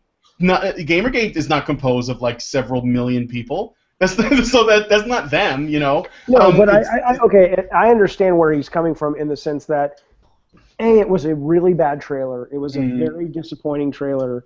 I'm not one of these Ghostbuster nuts. I was more of an Indiana Jones guy, but I like Ghostbusters 1 and 2 was okay. And I was just like, there wasn't one laugh in that trailer at all. So I think a big part of it is he put out a shitty trailer. But absolutely. But do I think there is a corner of the internet that is very vocal that has a real issue with the fact that Ghostbusters is now, starring all female in the same way that they have a problem with the last two Star Wars, or the one in December and the one coming out this December, have women as a lead? Do I think that's a real thing? Yeah, I do think that's a real thing. Do I think that's why they hated the Ghostbusters trailer at a large level? No, I think it was because it's a shitty trailer. But I don't think his point is invalid, which is there are some fucking shitty people who can't handle the fact that their precious Ghostbusters are now, ladies. And I'm okay with that, as long as nobody's getting hurt and there's no, essentially, what I mean by hurt is not feels, because again, that's one of those things that you can't know what's going to hurt somebody's feelings or not. So that's not even something you can really get into. But as long as it's not, I don't know about that. I think I think you're too quick to dismiss that, because I think ultimately that's the underlying issue, right? I mean, I think you can very well know that a majority of a certain kind of person, in terms of whether they're a black person or a homosexual person or a straight white person or whatever, that if you use certain language, it's going to be offensive to them. It's going to be hurtful to them. And so I think it's fair to say you don't care about that. I think it's fair to say I'm okay with the fact that if I want to use the word fag and somebody happens to be gay around me and they hear it and that really kind of makes them feel lesser, I'm okay with that. I think as long as you go in knowing that, but I don't think it's fair to act like that's not really worth having part of the conversation. Look, you use language that people are telling you is hurtful to them, and you choose to sort of walk away from that and not hear that. That's totally okay. I think I would never take away anyone's right to use any kind of speech, including almost especially hate speech. But to act as if people are just being too sensitive when they tell you that hurts my feelings. I have a kid who I adore with all my heart, and she like me is ADHD, right? Well, the minute I knew she was that, and I was that, and people talk about the short bus or this or that or the other, I'm like, fuck you. This is one of the most creative kids I've ever seen in my life. She writes lyrics like a goddamn 12-year-old fucking Joni Mitchell. So back the fuck off, because it's very offensive and it's very hurtful when I hear those things, when people use those words. people should be allowed to use those words. I would defend their right to use those words. I would go to the mat for them to have the right to use those hateful words, because in America, that's sort of one of the tenets of what makes this country so great. But to act as if it's like we're being wimps and babies because we get our feelings hurt when someone says something hateful, I don't know. I don't think that's not really what I'm making the argument for. I'm not saying that if you can't handle it, you need to grow up or anything like that. I think it just comes down to, provided, like you said, all speech should be okay, even hate speech. I think that that's very important because if you're controlling people's speech and you're trying to discuss ideas, you can't really hear bad ideas if you don't allow the speech to happen. You're right. Mind that there's a story of a guy, a homosexual man who wrote a book about his life, I believe, and essentially it was during a period where gays were very much not accepted. And when I say gays, I mainly am talking about gay men. Were not accepted, at all in most of the Western world, period, probably Eastern world too. And it was thanks to the fact that he was actually, because the people that were arguing against him were using foul language, they were they were saying all these bad things, and there were people on his side that said, "Man, you don't need to listen to that shit. We're not going to give them a platform. We're not going to let them come to our, rallies or debate us or whatever." And the guy said, "No. We have to. This is extremely important, especially because they're bringing out these really bad ideas. If people can hear them, and I put my case out there, and that guy puts his case out there, then the argument wins." I remember a time on television where nobody would say the word ass, and now if you don't hear it on TV, it's weird. Like, it has no power anymore. It used to be something that if someone said ass on television, maybe black and white TV, that was, oh, what? And whatever happened, I don't know who the first person to say it. Right? What? It's like, frankly, my dear, I don't give a damn. My mom. Yeah, exactly. People it's went like to the that. movies just to hear that word because it was so shocking. Yes, and exactly, or like asshole, or whatever. All the curse words that are on television today, and I mean like network TV. That was stuff that you would never hear on TV. And after a while, essentially, I guess what happened is over time, the word lost power. And now it doesn't have that power. And I think that eventually, and the internet culture is probably going to have an effect on this. In a couple of generations, I'm guessing that a lot of these words will probably lose power. Now, for now, I think that, yes, to a degree, we have to navigate. So when I say, I don't want to stop anyone from using language, I don't either. It doesn't mean that that those people should be as callous as they want to all the time. I think that they should just do whatever they want to do. But one of the things that I think that is beneficial is an individual's ability to choose. So if someone is policing their language because there is a mandate to police their language, and so they have to, is that the same as someone who has the freedom to use whatever language they want, but they choose not to do it? And Absolutely, I think it is not the same, and I agree with you. I think here's what I would say. In the same way that I would choose not to listen to racist people talk negatively about minority groups, but I would still defend them a bit more, but I think the people in the picture are probably, there's no indication the individuals in the picture, the men or the women, are sexist. There's no indication the person taking the picture was sexist, and there was a sexist intent. Okay, so let's first be clear about that. I think the picture is sexist in that it is a reflection of a societal norm that I consider sexist, okay, which is basically that the men are always the heroes, the men are the ones that are thoughtful and thinking about going off on the big special mission, and if you look at the picture, they're all kind of looking up to the sky in the same position as if they're pondering something important, and the women are basically not the actual superheroes.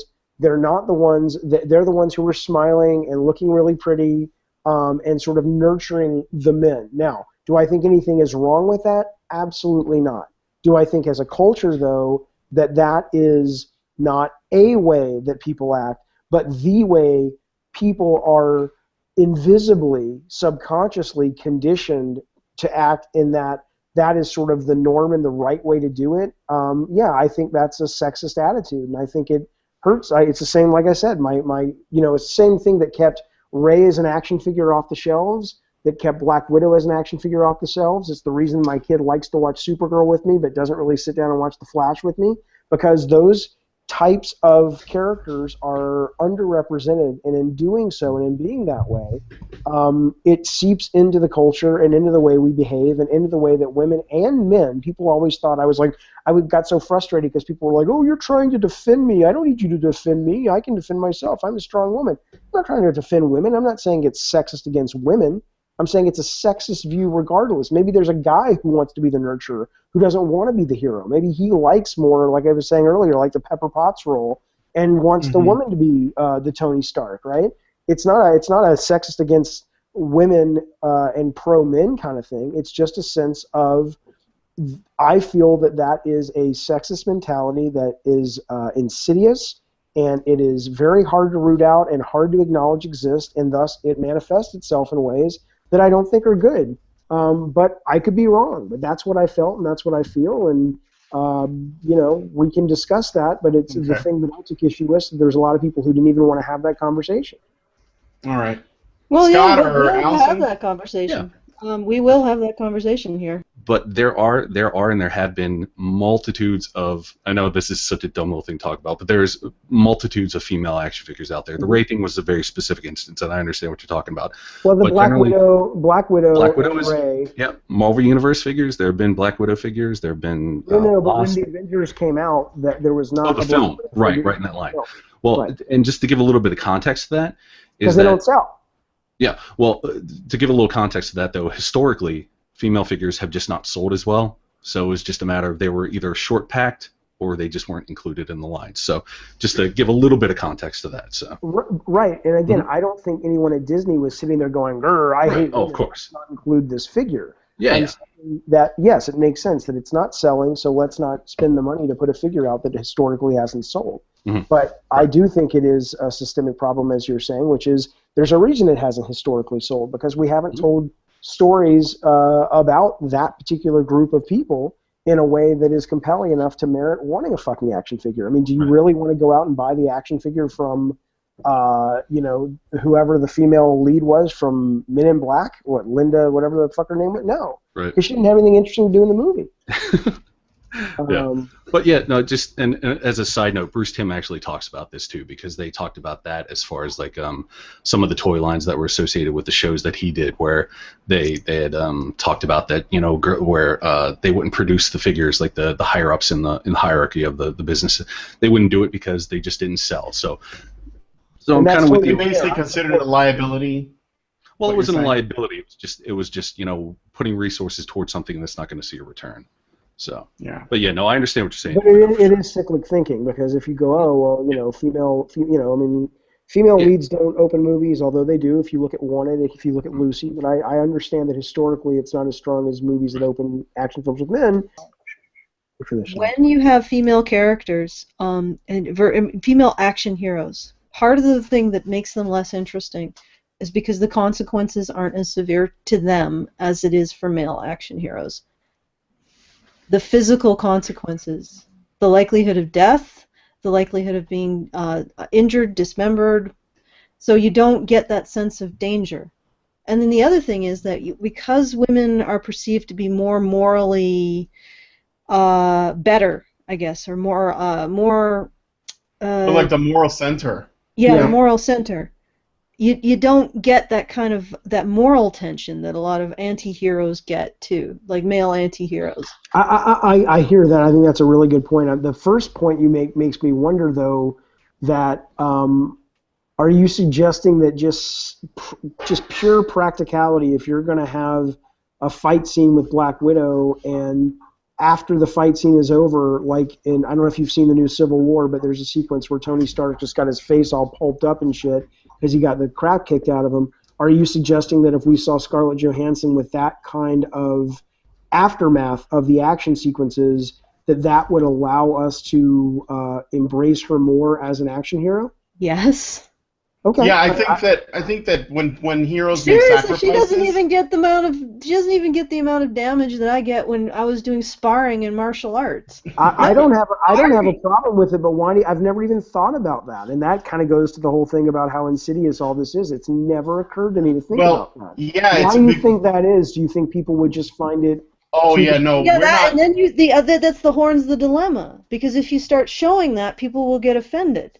Yeah, well, that's the thing. Like, there are people who get offended, and in general, people are a little bit uncomfortable when they see women get like physically hurt. And so we have to see a hero like Black Widow as much as an agent in her world. When I say an agent, I don't mean like a SHIELD agent. I mean like a person of agency in her world, capable of essentially taking the same kinds of risks that the males are taking, but not be uncomfortable when we see the cost of that. And I think that in general, it's a human thing. We have a hard time seeing women hurt in the same extent that we're willing to see men. And that also applies to children. Like, if you really want to like mess with somebody, have a kid get killed in a movie. It almost never happens. But when it does, it's like, holy shit, especially when you're a parent, right? That's tough. Like, I remember Pet Sematary, little boy comes out in the street and the semi-truck hits him. See, nobody forgets that. That's because it's a big deal. But yeah, with women too. And essentially, we are predisposed to find that uncomfortable. Not want to see it, yeah. Someone in the chat put it, it's just there's not enough of a sense of danger for us to really buy. Yeah, here's an example of a movie that does it well. Aliens is one, Terminator 2 is another one, and Kill Bill is a really good example. Oh yeah, and you know what? Me and my oldest, my 12-year-old and I were watching Kill Bill Volume 1, and yeah, she does. She gets the shit kicked out of her, but she's but the reward is that much sweeter, right? Oh yeah. Because you knew the stakes were high. But when you watch, like, let's say you watch a movie like any of the Resident Evil movies, or Lucy, which is a Scarlett Johansson one. Yeah, you're not gonna, but you're just like, she's gonna be fine. Her hair is gonna be perfect by the time it's over. Yeah, and it is. Well, okay, but the truth of the matter is, in Lucy, though, think about it, though. I mean, think about how awful she ends up. She ends up black, and who wants to be black? What? I'm kidding. I just wanted to give you a clickbait headline for your show. But she does, though. She ends up as a big thing of black goo, right? It's a she turns into pudding or something. I don't know. It was really stupid. That was a really stupid. Venom from Spider-Man. There you go. Yeah. We hope you enjoyed this clip show. If there was a clip from these shows that you think we should have shown, please leave a comment on the video and include a timestamp. Thank you, and as always, Badger on.